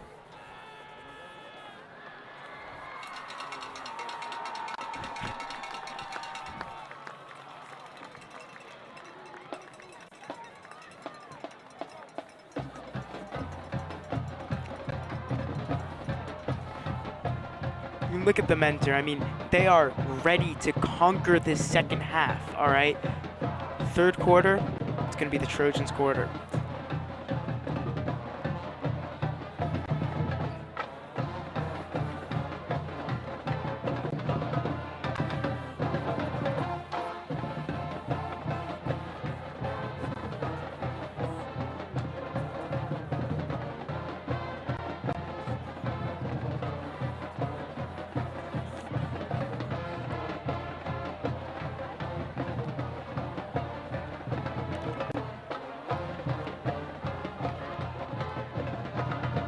Alright, so again, the Trojans have been dominating pretty much in this first half, leading 28-0 over the Whitehall Zephyrs on senior night. Whitehall's defense has been playing pretty good here in the first quarter, but they weren't able to really get anything started on the offense side of the ball. We saw one big play from Tanner Dog Manis, and that was their only 7 points. It was really their only big play that we saw tonight. They did get a couple of touchdowns, but really nothing too electric here in terms of offense for the Zephyrs, and that's why they find themselves down 28-7. And if you're Parkland, they're looking to just keep on this lead. They're looking to just really put the pedal to the metal in the second half and continue to show their dominance. They're not trying to, let anything go here in the second half. They want to get a win in this game, and they're looking to bring that into the playoffs. They want to see some probably more, probably fix some mistakes they were making in this first half. And they're probably looking to just find that perfect execution as we get closer to the end of the regular season and into playoff time. Like I mentioned, every game now counts for the Parkland Trojans. They're third in the conference, and they're really trying to just show that they can compete with other teams, show the growth that they have been doing since the beginning of the season. They've only lost to Freedom, so I think that Parkland is a different team than they were in the beginning of the season. They have done a lot of growing, a lot of learning of each other. They've gotten more comfortable with each other, especially, as Monty Guzman at quarterback, he's gotten a lot more comfortable. You can see him controlling an offense a lot more effectively, able to pass a little more comfortably, in my opinion. So just a great job here by the Trojans, and they want to just really use this game to get themselves ready for the playoffs coming up soon. I mean, hopefully we see a lot more plays from Dobbs, one of our better players. Well, everybody on the Trojans is perfect, as I call them, the perfect Trojans. Hopefully we see some plays from TJ Lawrence, Reed Andrews. Hopefully we see some good throws from Guzman. I'm just excited to see how it plays out. Well, I think I know how it plays out. Parkland winning, but anything can happen. All right, we still got a good amount of time. All right, anything can happen. Looks like it's almost a full moon. Wow, that is a really nice moon. It's a really nice moon. So now the Trojans will come out to start the second half. Again, they're looking to keep this lead here over the Zephyrs here. Again, Guzman has been doing a good job of running the offense here. Parkland struggling a little bit in the running game. They've been able to get some big plays here with multiple players. So far as Lawrence, Reed Andrews got in the end zone 2 times. Lawrence was able to get a touchdown. And there was a touchdown through the air in a quick 2-minute drill at the end of the second half. So now we'll see empty backfield to Guzman. Weird setup here. And he'll motion Lawrence into the backfield. So now it's Lawrence and Guzman in the backfield. And now we got Andrews. So a little trickery here But again, the trickery doesn't really work here, as Lawrence really know where to go on that first down and first play of the drive of the second half. It's all part of the plan for the Trojans to win. They know what they're doing. Trust me. Look at the ecstatic crowd. Look at the pack. They are really hyped up. You can really see them all just jumping up and down, having a great time. I mean, the energy must be wild there. And the cheerleaders. Yeah, definitely a lot of energy from everyone here on senior night. Enjoying their last regular season home game. It does look like there was a penalty on that play, as it will bring 2nd and 5 on their own 25-yard line for the Trojans. All right, Guzman, don't fail us. Guzman's going to hand out to Lawrence, but Lawrence is going to trip as soon as he gets the ball, so there will be no gain on 2nd down. It will bring up 3rd and 5. That was just a fluke from TJ. All right. Hopefully he doesn't do it again. But if he does, it's fine. Trojans will still pick up from that. And you can see from our lovely drum line that energy's everywhere.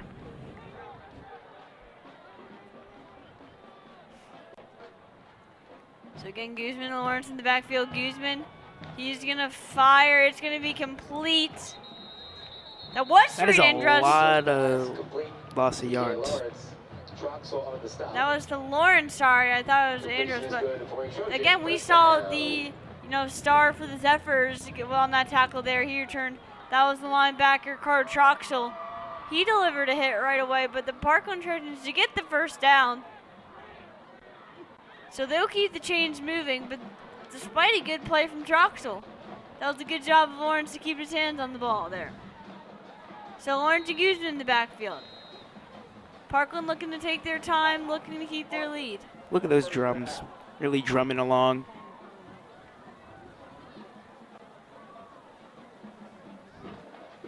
I mean, I wish I had the skill to be a good drummer. Unfortunately, I don't have. You ever play an instrument, Jordan? I used to play the trombone. Did you play any instruments? I did not play the instrument. The only instrument I have ever played was doing the recorder in 3rd grade, and I was in the very last row of a recorder concert. Wow. Actually, my instrument is my voice, as participating in the Parkland High School chorus program.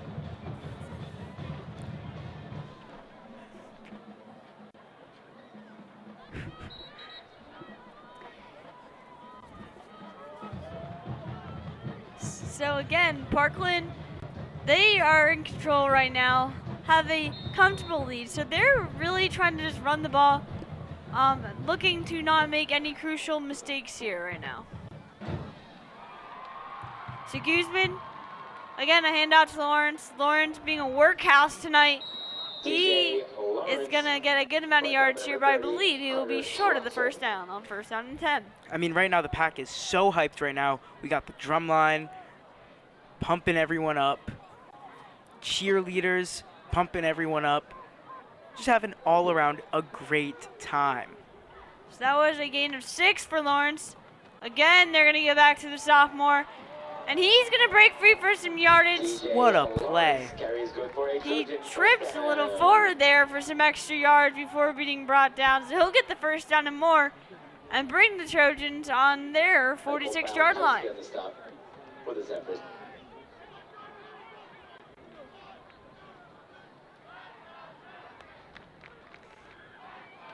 And again, they're going to keep on feeding him. What a great play.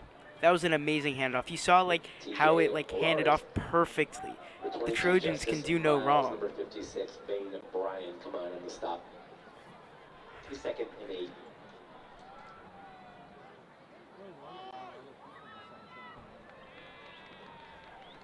Now it will be 2nd and 8 for Parkland.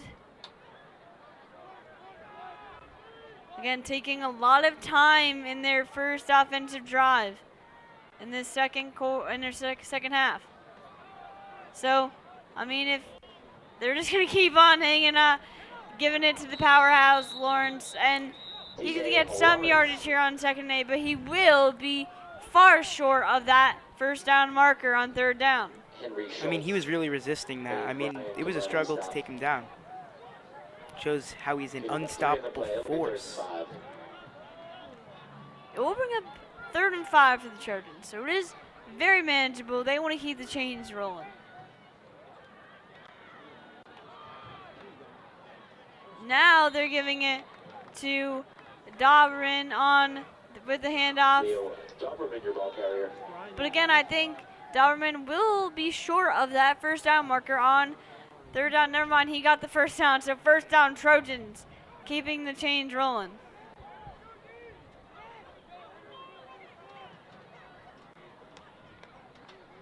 So Guzman and Lawrence in the backfield. Guzman's been doing great.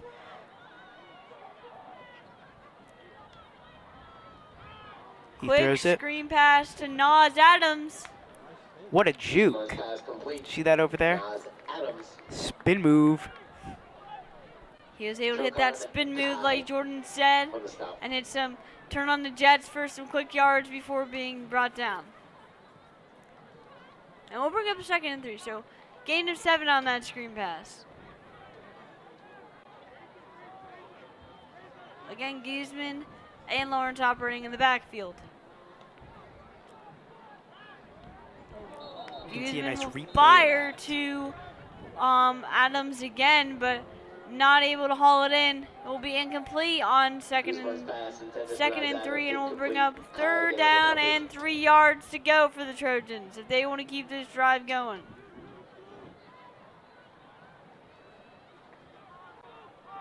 Yeah, right now, not a lot of stuff is happening right now with drives. I mean, they've kind of like slowed down their offense. I mean, first half, they were like boom, boom, boom, boom. They really brought the boom to the field. But right now, they're kind of taking it slow, kind of how the Whitehall defense is right now. So Guzman, he took that quarterback keeper and got brought down right away.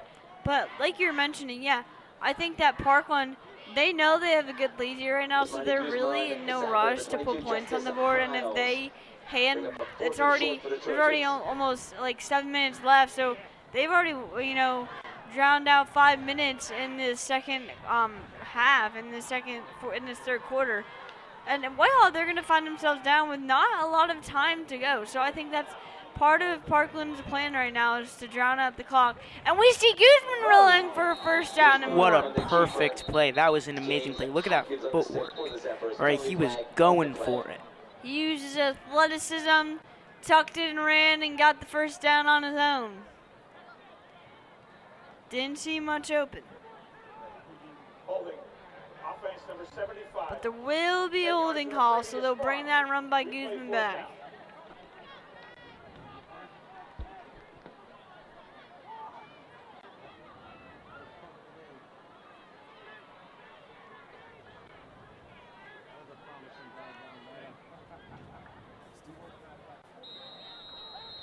So now it looks like they will bring out the punting unit on 4th down and 14 for the Trojans. It's going to be a wildcat for J.J. Lawrence. So we see some new, never mind, sorry. Punting unit out here for the Trojans. As you saw in that previous clip, the moon, I'm feeling like Gru right now. I might want to steal that moon for later.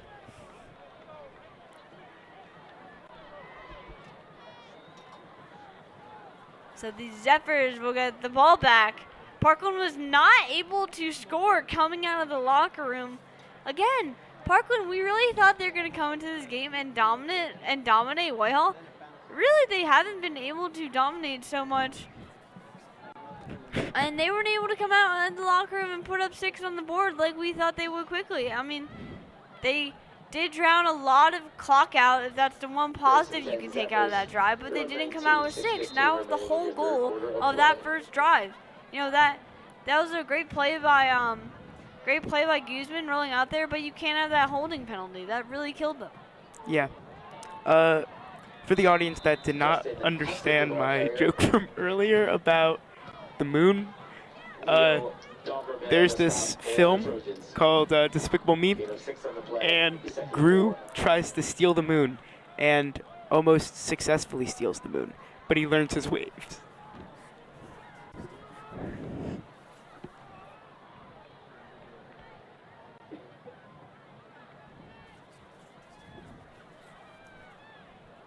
One of our Parkland alums was actually the director of Despicable Me.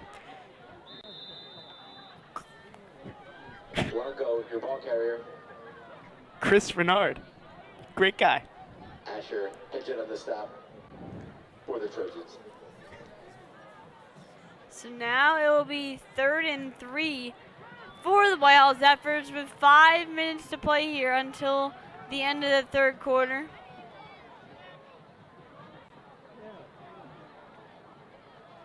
Dogman is trying to bring himself back here in this ballgame. Apparently the Minions were based off his college roommates, which is a interesting fact. Almost. And I think Parkland will get an interception here. Mertz on the interception. That is Preston Mertz. That is a great play. His 2nd interception of the night. 2nd. Parkland is crushing them, even though there hasn't been a lot of scores lately, you know. That was a big mistake by Tanner Dogman as he tried to fire deep, tried to, make a big play, and it cost him the interception. So now Parkland better respond quickly here if they want to, come out in the, if they really want to, have a comfortable lead here. They really got to get rolling. So handoff here, but it really will not go anywhere. Again, that Whitehall run defense has been doing a very good job here tonight. 4 in the play. It'll be 2nd and 6. Only a gain of 4 for the Trojans. I mean, and that really bright moon is like giving them some extra light on the field, Really good looking moon tonight. And Guzman fires for Adams, but Adams again not able to catch it and haul it in. So now the Parkland Trojans will already face 3rd and 6. This is not what you want to see from your offense facing against a weaker opponent going into the playoffs soon.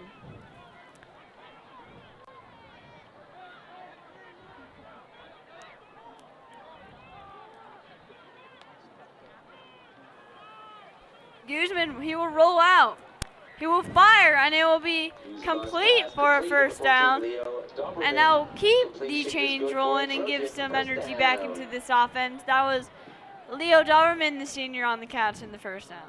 Justin Dobbs for the Zephyrs. The 1st and 10 Trojans. The Zephyr 45. Great job there by the senior Guzman to roll out, fire perfectly for his wide receiver. Guzman, he will launch again, intended for Doberman on a big play, but it was incomplete. Brandon Bird on the coverage for the Zephyrs. So again, just a little bit of inconsistency in Parkland's passing game, as I think is one of the things that I've noticed this season. They've had some big plays, and they had some, plays that really aren't that good, and really, it tells you why they are so reliant on the running game. For all the confused viewers, Parkland is the one wearing gray.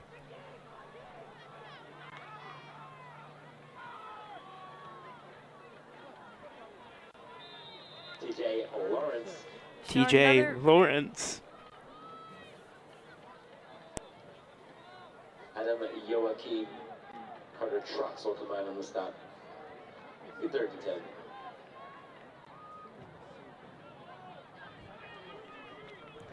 Again, Parkland really spending a lot of time here on the clock,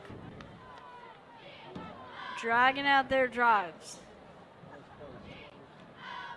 What a lovely shot.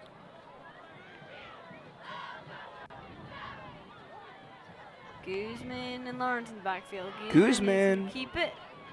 Fake handoff, he's going to fire, but it'll be incomplete. So Sadly. another incompletion. Bird on the coverage for the Zephyrs. Good you know, coverage. in the end, it just matters that they have fun.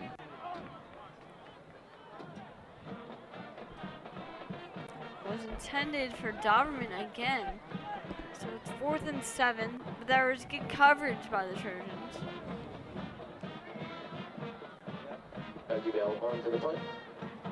So Bell back on for the punt. What a lovely kick. So Going all the way back there for a touchback. Bell's punt flies into the end zone. It will be 1st and 10 Zephyrs from their own 20, 2:56 remaining in your third quarter of play. So Whitehall will have it brought out on their own 20-yard line with about 3 minutes left to play until the end of the third quarter. Again, Parkland, they have been playing well, but honestly, as a Parkland fan, I don't think this is like their best football game that they can be playing right now. They've been making some crucial mistakes. The offense isn't really looking as, electrifying as you would like to see it against this Whitehall team. Running game, struggling a little bit here, especially in the first half. They've been doing better in the second half, but again, there's some problems and some issues that really you don't want to see going into the end of the going into playoffs. It'll be 2nd and 8.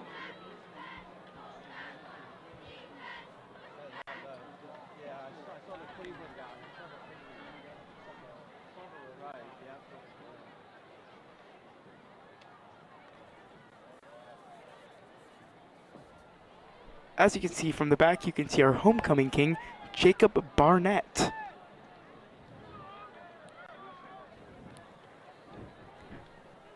Follow Framed by Barnett on Instagram for amazing pictures by our very own Parkland TV homecoming king. At Framed by Barnett. Look at him, taking pictures in the back. Talon dog minutes. Penalty flag on the play. So Zephyr were able to get some yards there, but there will be a penalty on the play that will drag them back. Holding. Offense number 4. 10 There's a holding call. Spot. Replay 2nd down.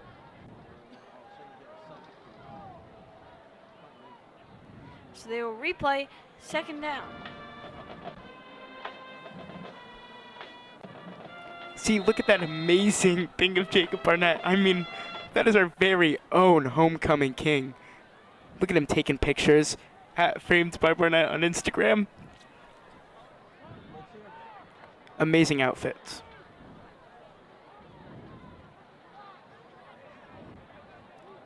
If you haven't already, speaking of Instagram, follow Tsunami Silver on Instagram as well as at Parkland TV Film. Pass intended for Talon dog minutes. Incomplete. Dog Manis fired for his brother, and it was incomplete on 3rd, and it will bring a 3rd and 18. So not a lot of plays on 3rd and 18 that Whitehall really has in their playbook, I'm assuming. I mean, this is just a very uneventful second half. I mean, Parkland's definitely slowed down. I mean, during the DRF game, they kind of did the same thing. They had a really good first half, but they were kind of like, we're not going to do any big plays or anything. They don't want to risk anything because they already established that early lead. Dog Manis looking to make a play on this 3rd and long, and he will get a completion, but it will be short of the first down. Good tackle there by Doberman to wrap him up short of the first yard marker. Dobbs. Leo Doberman on the coverage. Bring up 4th and long. Actually was incomplete, so will be, no, it was complete. So Parkland will be, or Whitehall will be punting. Let's look at the replay. On 4th and 9, as we see the replay. Great completion, and then a wrap up there by Doberman. Yeah, his feet definitely touched the ground before going out of bounds, so I'd call that complete if I were a ref. Rolls out of bounds at the 41, penalty flag on the So play. it rolls out of bounds with 46 seconds left to play in this 3rd quarter.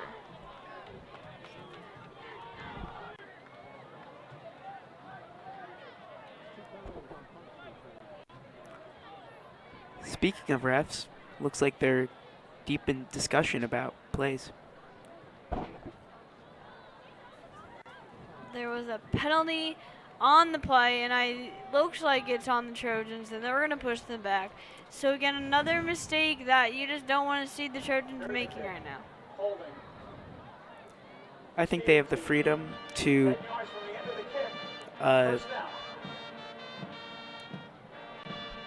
make those mistakes because of how good they are doing right now and how perfectly they are doing. I mean, look at that lead, 28-7. I mean, who could have known? I did, because I called it that they were going to win in the beginning of the game.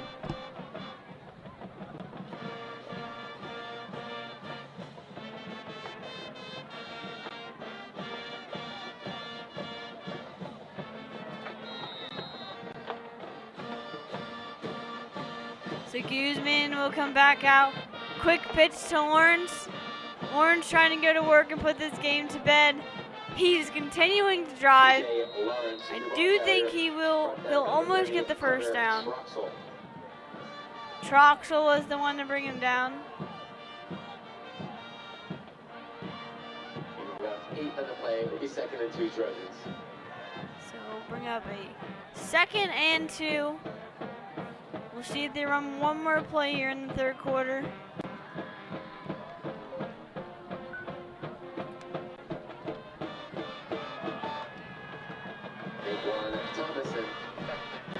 And Laquan Thompson on the carry. I do believe he will be short of first down. Well, he will get the first down. So first down Trojans, and that will bring us to the end of our 3rd quarter. No scoring here in our 3rd quarter, so Parkland will lead 28-7 still. Not a lot going on. Yeah, not a lot of action. Both teams looking very not like exciting coming out of the locker room. I think that, Parkland really just needed to get going as soon as they, brought their offense here. If they wanted to kind of, just kind of a chill night and not have a ton of pressure on them. But 28-7 lead, you still got to try to score. You still got to try to build that lead. You can't get too comfortable, put your, less experienced players in with only a 28-7 lead. And I think that's what Parkland was wanting to do. They have a big game next week against Emmaus, at Emmaus, so probably looking to get some rest. But because they aren't executing perfectly, really, Parkland hasn't had that opportunity tonight against the Zephyrs. And now they got to keep on, they got to keep on rolling, keep all their good players in, in this 4th quarter instead of having less experienced players in. So.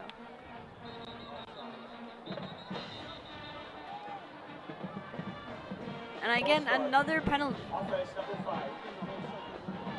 was on Nas Adams. So again, like I was just talking about, and it happens as I was talking about it, another mistake by the Trojans that you don't want to see them making these types of penalties coming close to playoff time.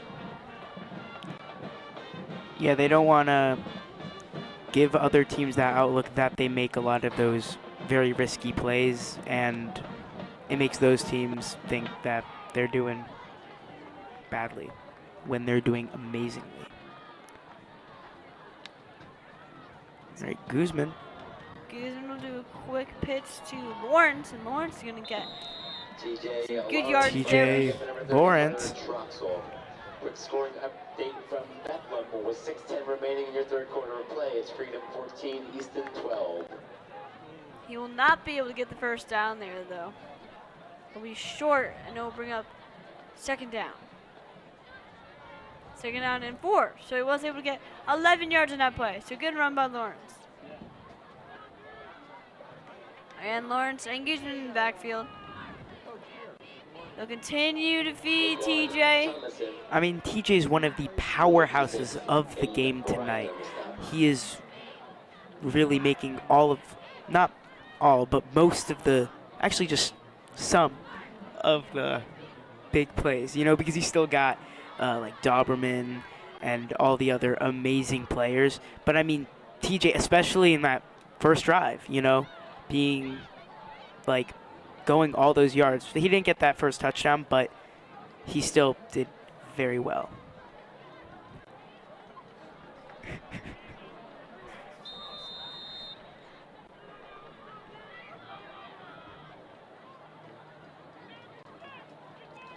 So a 3-back set here on 3rd and 1, and they're gonna just rough it through the line to get the first down. Carry is good for a Trojan. First down.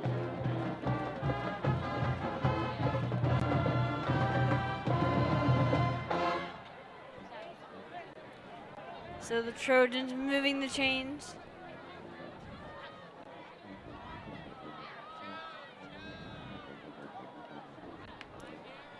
Guzman will hand it off again, but nowhere to go on first down. I mean, right now, not a lot of stuff going on. So, like, right now, I was very confident about Parkland, like, crushing them. But, like, there hasn't been a lot of scores for now. I feel like I'm kind of, like, unwritten in what I think the turnout of the game is going to be. It's like, I can't really read my mind. I'm, like, undefined. And, you know, I'm just beginning to think that this might be a closer game than we thought. I thought it was going to be like a Deerf game, you know. And another false start for Parkland, so pushing it back even farther on 2nd and 9, and we'll bring up a 2nd and 14. And they're continuing to have some of these penalties that are, right now, they're beating themselves up. They are not losing to oil, they're losing by their own mistakes right now.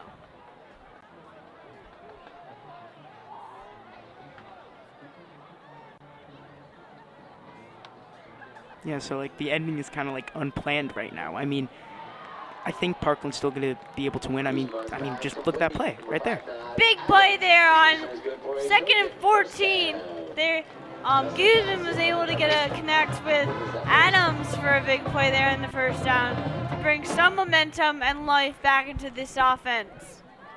I mean, you can really feel, like, the rain of glory on everybody's skin on that field, because they know they're going to win, you know?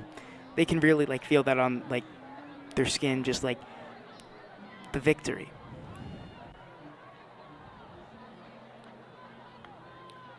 I mean, like, no one else can feel it but them. It was a good run there by Lawrence. He was able to get right through the hole, but ran into one of his blockers there. Carry is good for another Trojan. But it was good for a first down, so they'll keep the change rolling. But it looked like it had touchdown potential. Again, the energy kind of fly here in the 4th quarter.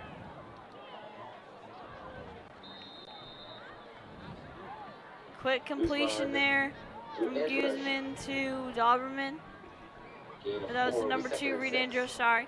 There's a quick completion there. That'll make it 2nd and 6 on their own 11-yard line. Now we got, again, Guzman and Lawrence in the backfield. They're looking to drive it in here. They want to try to put this one to bed.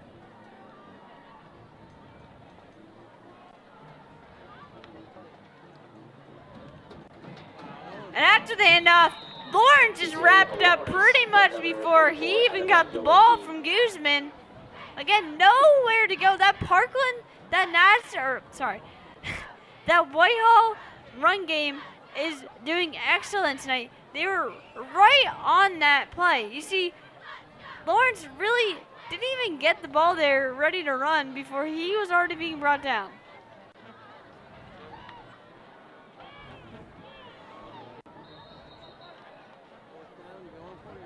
Quick completion from Guzman to number 7, Blake Nassery.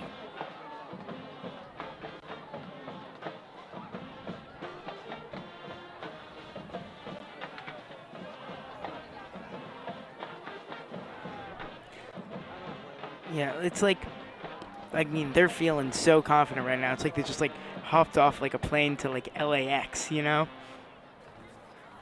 Looks like they're setting up for a field goal. So they're setting up for a field goal instead of trying to punch it into the end zone. Yeah. They do got that dream. Doug Bell will put it right through the uprights for the Trojans, and that will extend their lead 31-7. But still, if you're the Trojans and you look back at the drive they just had that ended in a field goal, there was a ton of penalties, unwanted penalties that they had there that really cost them. And, you know, if they didn't have those penalties, they really probably could have punched it into the end zone there. But because they made some crucial mistakes, they weren't able to put 6 on the board, and they had to settle for a field goal. So this is not, you know, some of those mistakes Parkland's really going to want to try to fix before they go into the playoffs.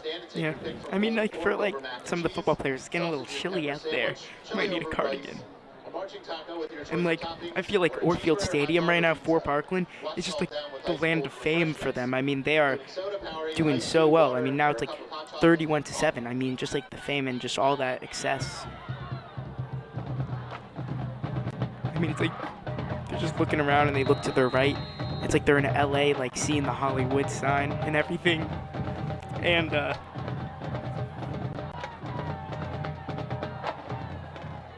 so Whitehall will return it. And a good wrap up there. This is also crazy. Whitehall looking a little more defeated now, as there's 6 minutes and 30 seconds left in this ball game. I think Parkland executed their intimidation strategy that I was talking about earlier very well. It's just like all those players, like they're just like so, like, to me they just feel like so famous right now.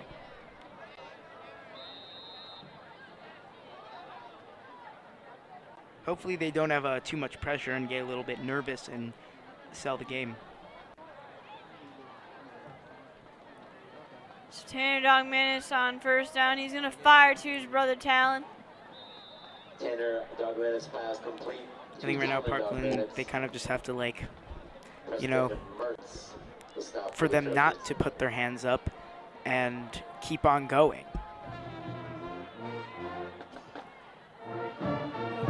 Second and 3 for the Whitehall offense.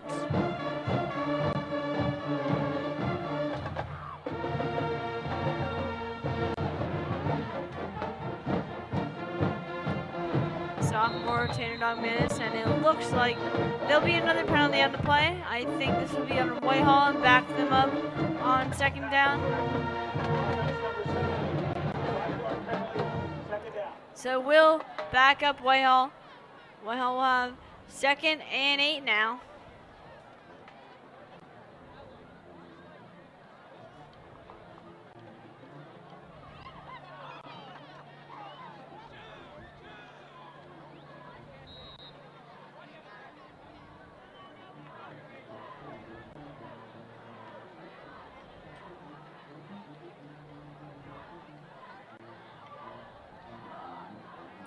Dogman is looking, firing, complete, but he'll be hustled out of bounds on second down, and we'll bring up a third down for the Zephyr offense. Will be 3rd and 8. 3rd and 9, sorry.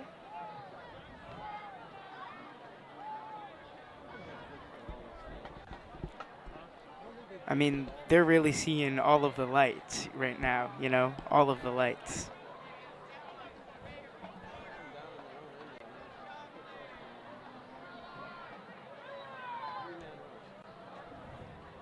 Tanner Dogmanis looking on 3rd and 9. He's going to complete it to Talon.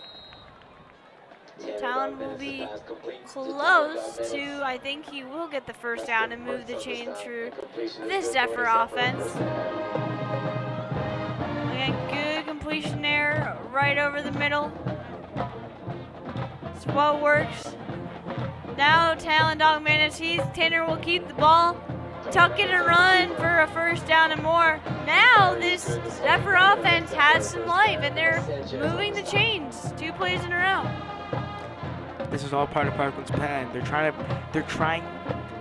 to bring up the confidence of the Zephyrs, and then so then Parkland can destroy that confidence like in the beginning. Remember? And you know what they did? They destroyed it.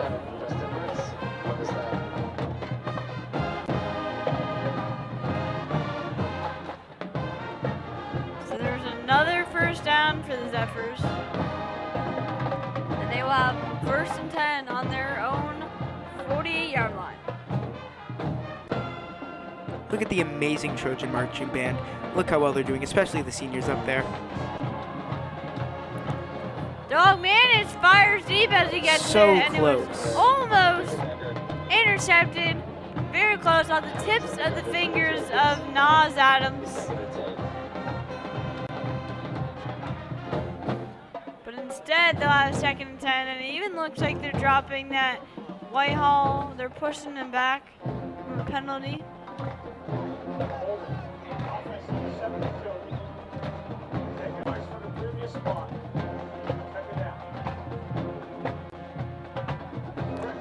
What do you think they're talking about?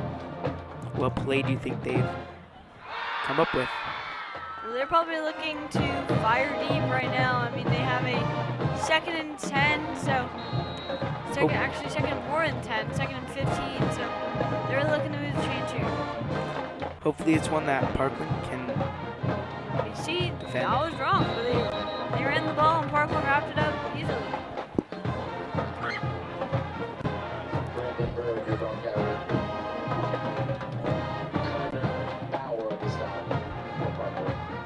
And the one positive tonight is that Parkland's pass defense still is executing well in this game. As I was saying that they've been doing amazing all season. And now it will be 2nd and 20 for the Zephyrs.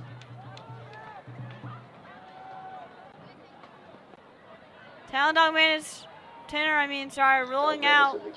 Not much space in front of him. He'll have to keep it and will be hustled out of bounds and on 3rd down. Far short of that 1st down marker.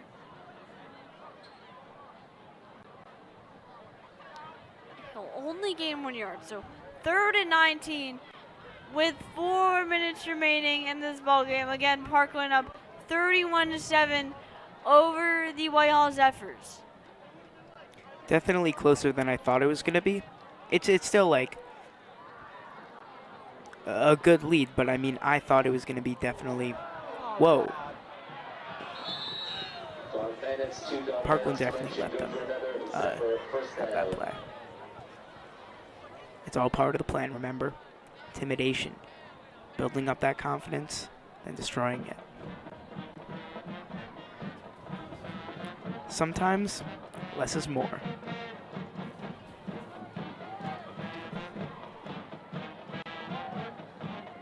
Parkland the Whitehall Zephyrs able to get that 1st down there on 3rd and 19. So again, another play there that you can point out from the Trojans that just was a crucial mistake. 3rd and 19, and they weren't able to stop them. Now they'll bring down Tanner Dogmanis as he tries to look for somewhere to fire, but it's all nowhere. All part of the plan. Loss of 1 in the play, the 2nd and 11. So loss of 1 will bring up 2nd and 11 on their own 32-yard line.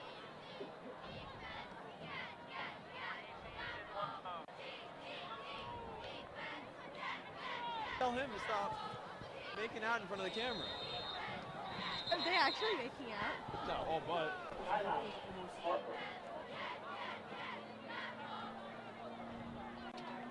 So now, it looks like Whitehall will call a timeout.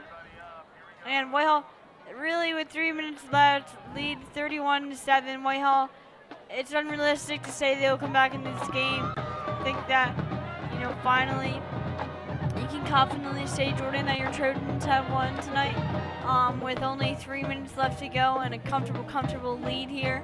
But not a perfect game for the Trojans, and I think that Whitehall, they just really want to shock some people, make them question how, it was sort of a close game, and if they put 7 on the board, that would look a lot better for the Parkland, sorry, for the Zephyr team, and give them a little more confidence that they're able to put 14 on this very well-run Parkland defense.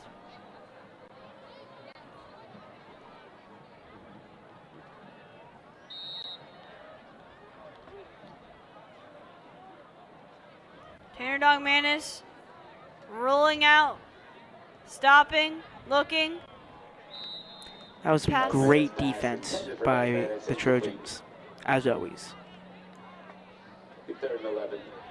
It was very good coverage on 2nd and 11, and we'll bring up 3rd and 11. So now Whitehall in a little bit of a panic mode on 3rd and 11, looking for somewhere to go to.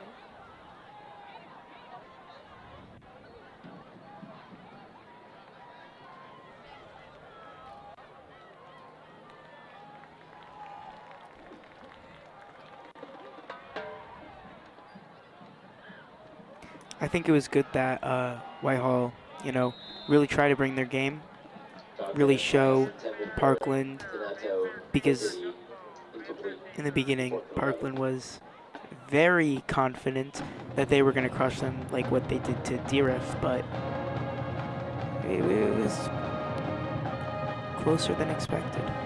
Still like a good game for the Trojans, but closer. So Dogman is fired incomplete on 3rd and 11, so now they'll have 4th and 11. And, if you're the Zephyrs, why not? You're already losing 31-7. It's the first quarter. There's 3 minutes left. You got nothing to lose if they don't get it. And Dogman will be brought down right away. So, again, for the 3rd time in this game, there'll be a turnover and downs. And that shows how well and the amount of pressure that this Parkland defense has been putting on. Take over on downs, 3:07 remaining in your ballgame. With 3:07 remaining in this ballgame, I would assume we won't see the starters coming back out for this last drive. I mean, you can see the Trojan pack in the back. They're pretty, a little bit less hype than before because they're confident that Parkland will win. The starters still are out, so we got Guzman handing it off to Thompson, and a big run here from Thompson. That was some excellent plays. Excellent. Again, we see Thompson finding his way through the holes, hitting his jets. Parkland giving not releasing any pressure here on for tonight. They're keeping the pedal on the metal.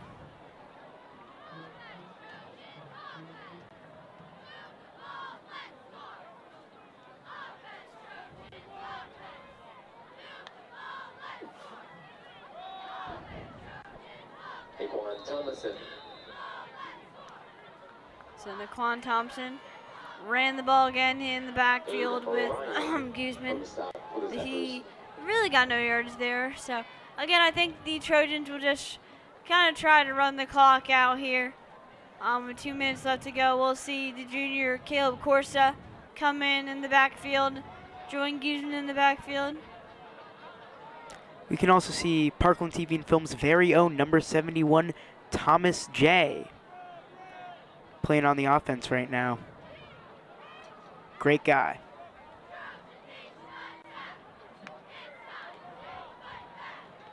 So Corsa will get the handoff. And on his first handoff of the game, he's going to push forward for some yards on 2nd and 8.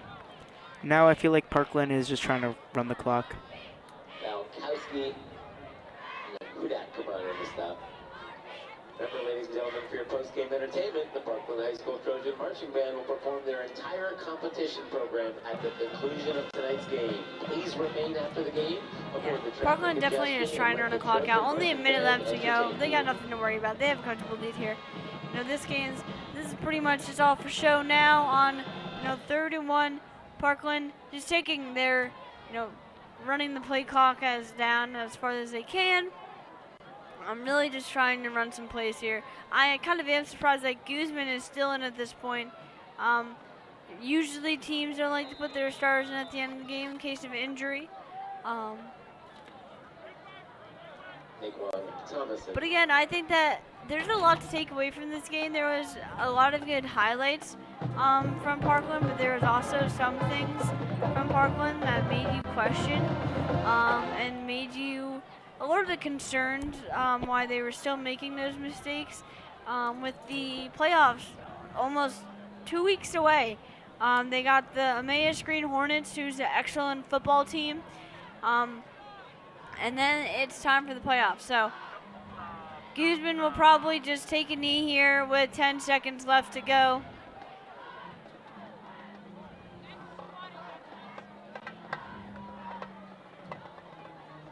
And he's just going to let the clock out. So great game here for the Parkland Trojans. Parkland wins the ball game over the Whitehall Zephyrs 31-7 and will take this win. Not a perfect win, but they'll take this win to help extend their record 8-1 on the season. Again, their only loss coming to the Freedom Patriots, who are ranked first in their conference. So we'll see how this game and the other games around the Valley affect the playoff ranking. Parkland definitely solidifying themselves in the playoffs with this win over the Whitehall Zephyrs. You know, they got the job done. They got the W in the column. But again, not perfect. There was a lot of mistakes and definitely a lot of coaching points that they can take away. And you know, you can take that for what it is. Maybe that's a good thing that they want to hit these points and can fine-tune some things before they do face some tougher opponents going into the end of, going to playoffs. Yeah, I mean, this was just a solid game from Parkland, just doing what they can, best they can do it. TJ Lawrence, Guzman, Dobbs.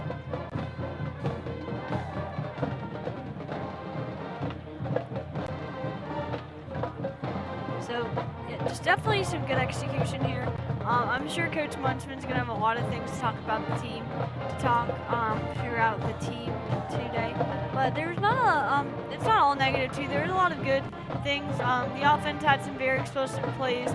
Reed Andrush, he scored 2 touchdowns on his senior night. We saw Leo Doberman with a big touchdown to end the second half.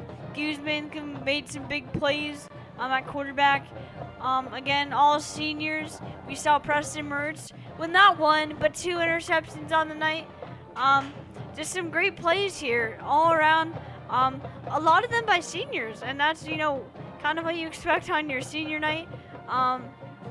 So definitely a lot of things to take away. TJ Lawrence, the workhorse tonight for the Trojans.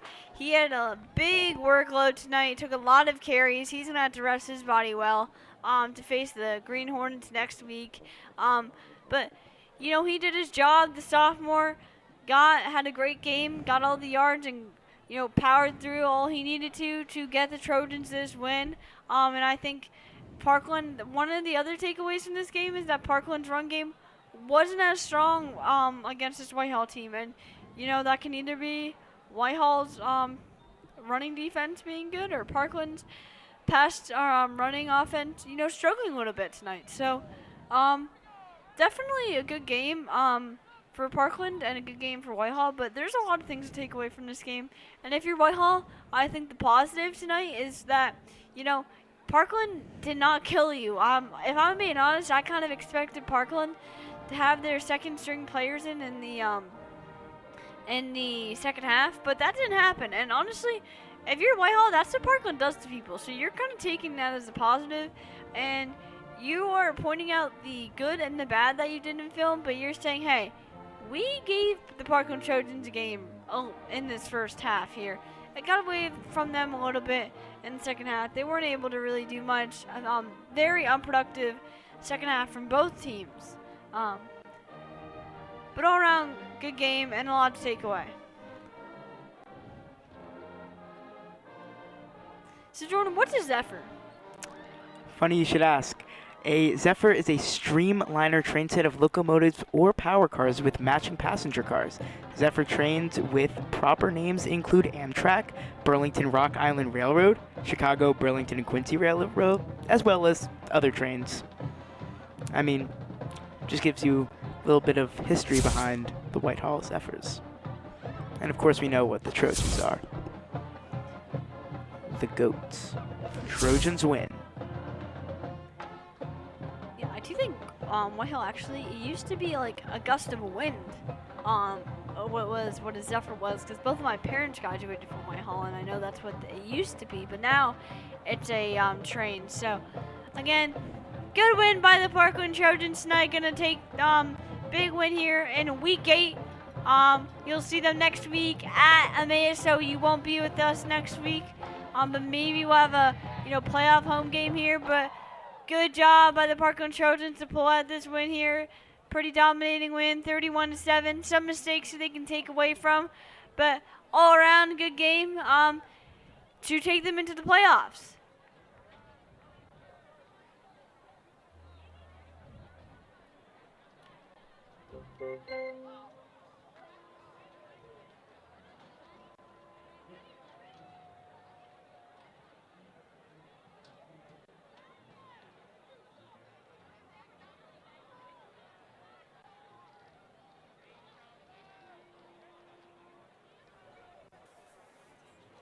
Alright, so stay tuned for the Parkland Marching Band as they'll do their performance now at the end of the game, since they didn't have halftime because it was senior night. Again, big win here for all the seniors on this Parkland team. Big night for the senior cheerleaders and senior bands, and very special for all of those senior parents. I'm Tegan Trumba. And I'm Jordan Tsunami Silver. And we'll throw you to the band now. Have a good night.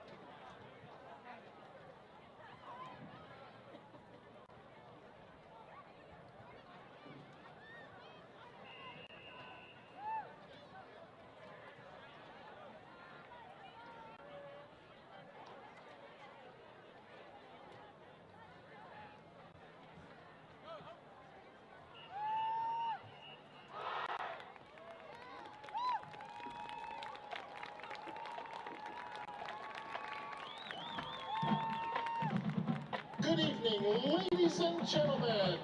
For your post-game entertainment, Parkland High School is proud to present the 2024 edition of the Parkland High School Trojan Marching Band under the direction of Jason LaRue and Allison Figueroa, assisted by Mark Sissel and Mark Figueroa.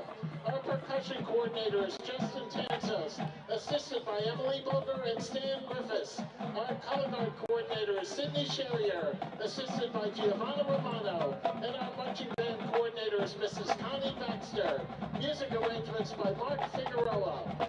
Soloists for tonight's performance are Damaris Lubin, Torrin Highland, Alex Schott, Liam Ray, Garrett Hill, and Wallace Morris. Tonight's show features the music of the famous American singer, songwriter, and multi-instrumentalist Stevie Wonder.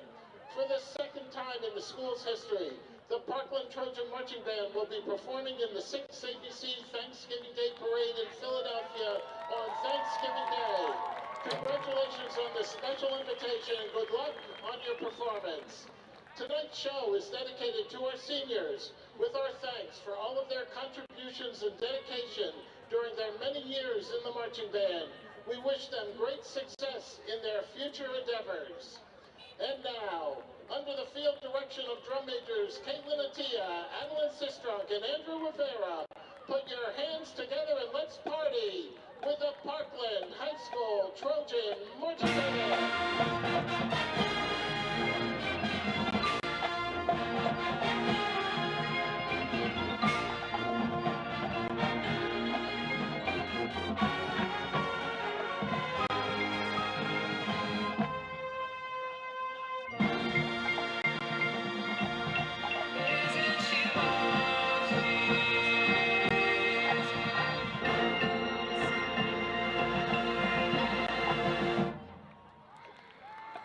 One of Stevie's earliest Grammy-nominated hits, known for its signature groove, Uptight.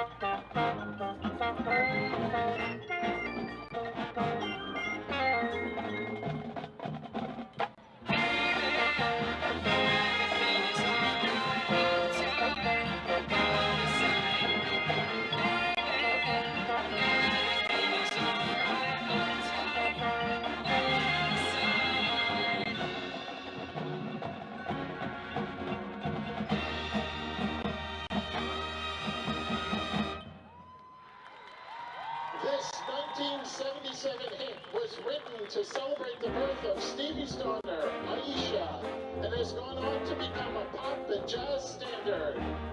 Isn't she lovely?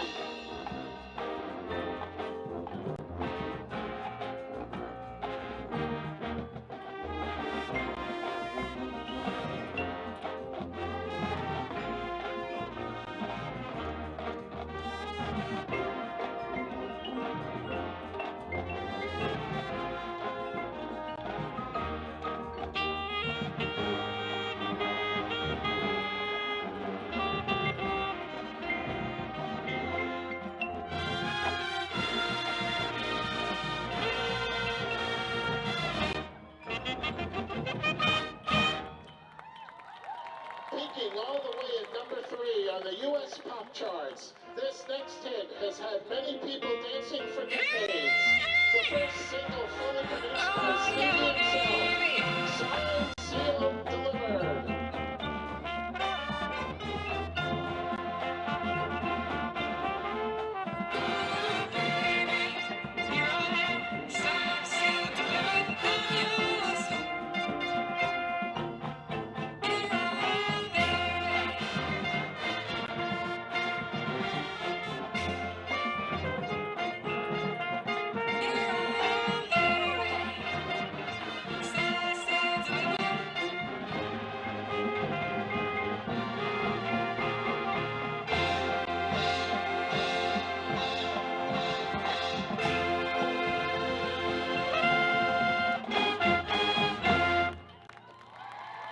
Written to honor the late Duke Ellington, this next hit topped the U.S. Billboard Hot 100 charts, paying tribute to all of Stevie's musical idols.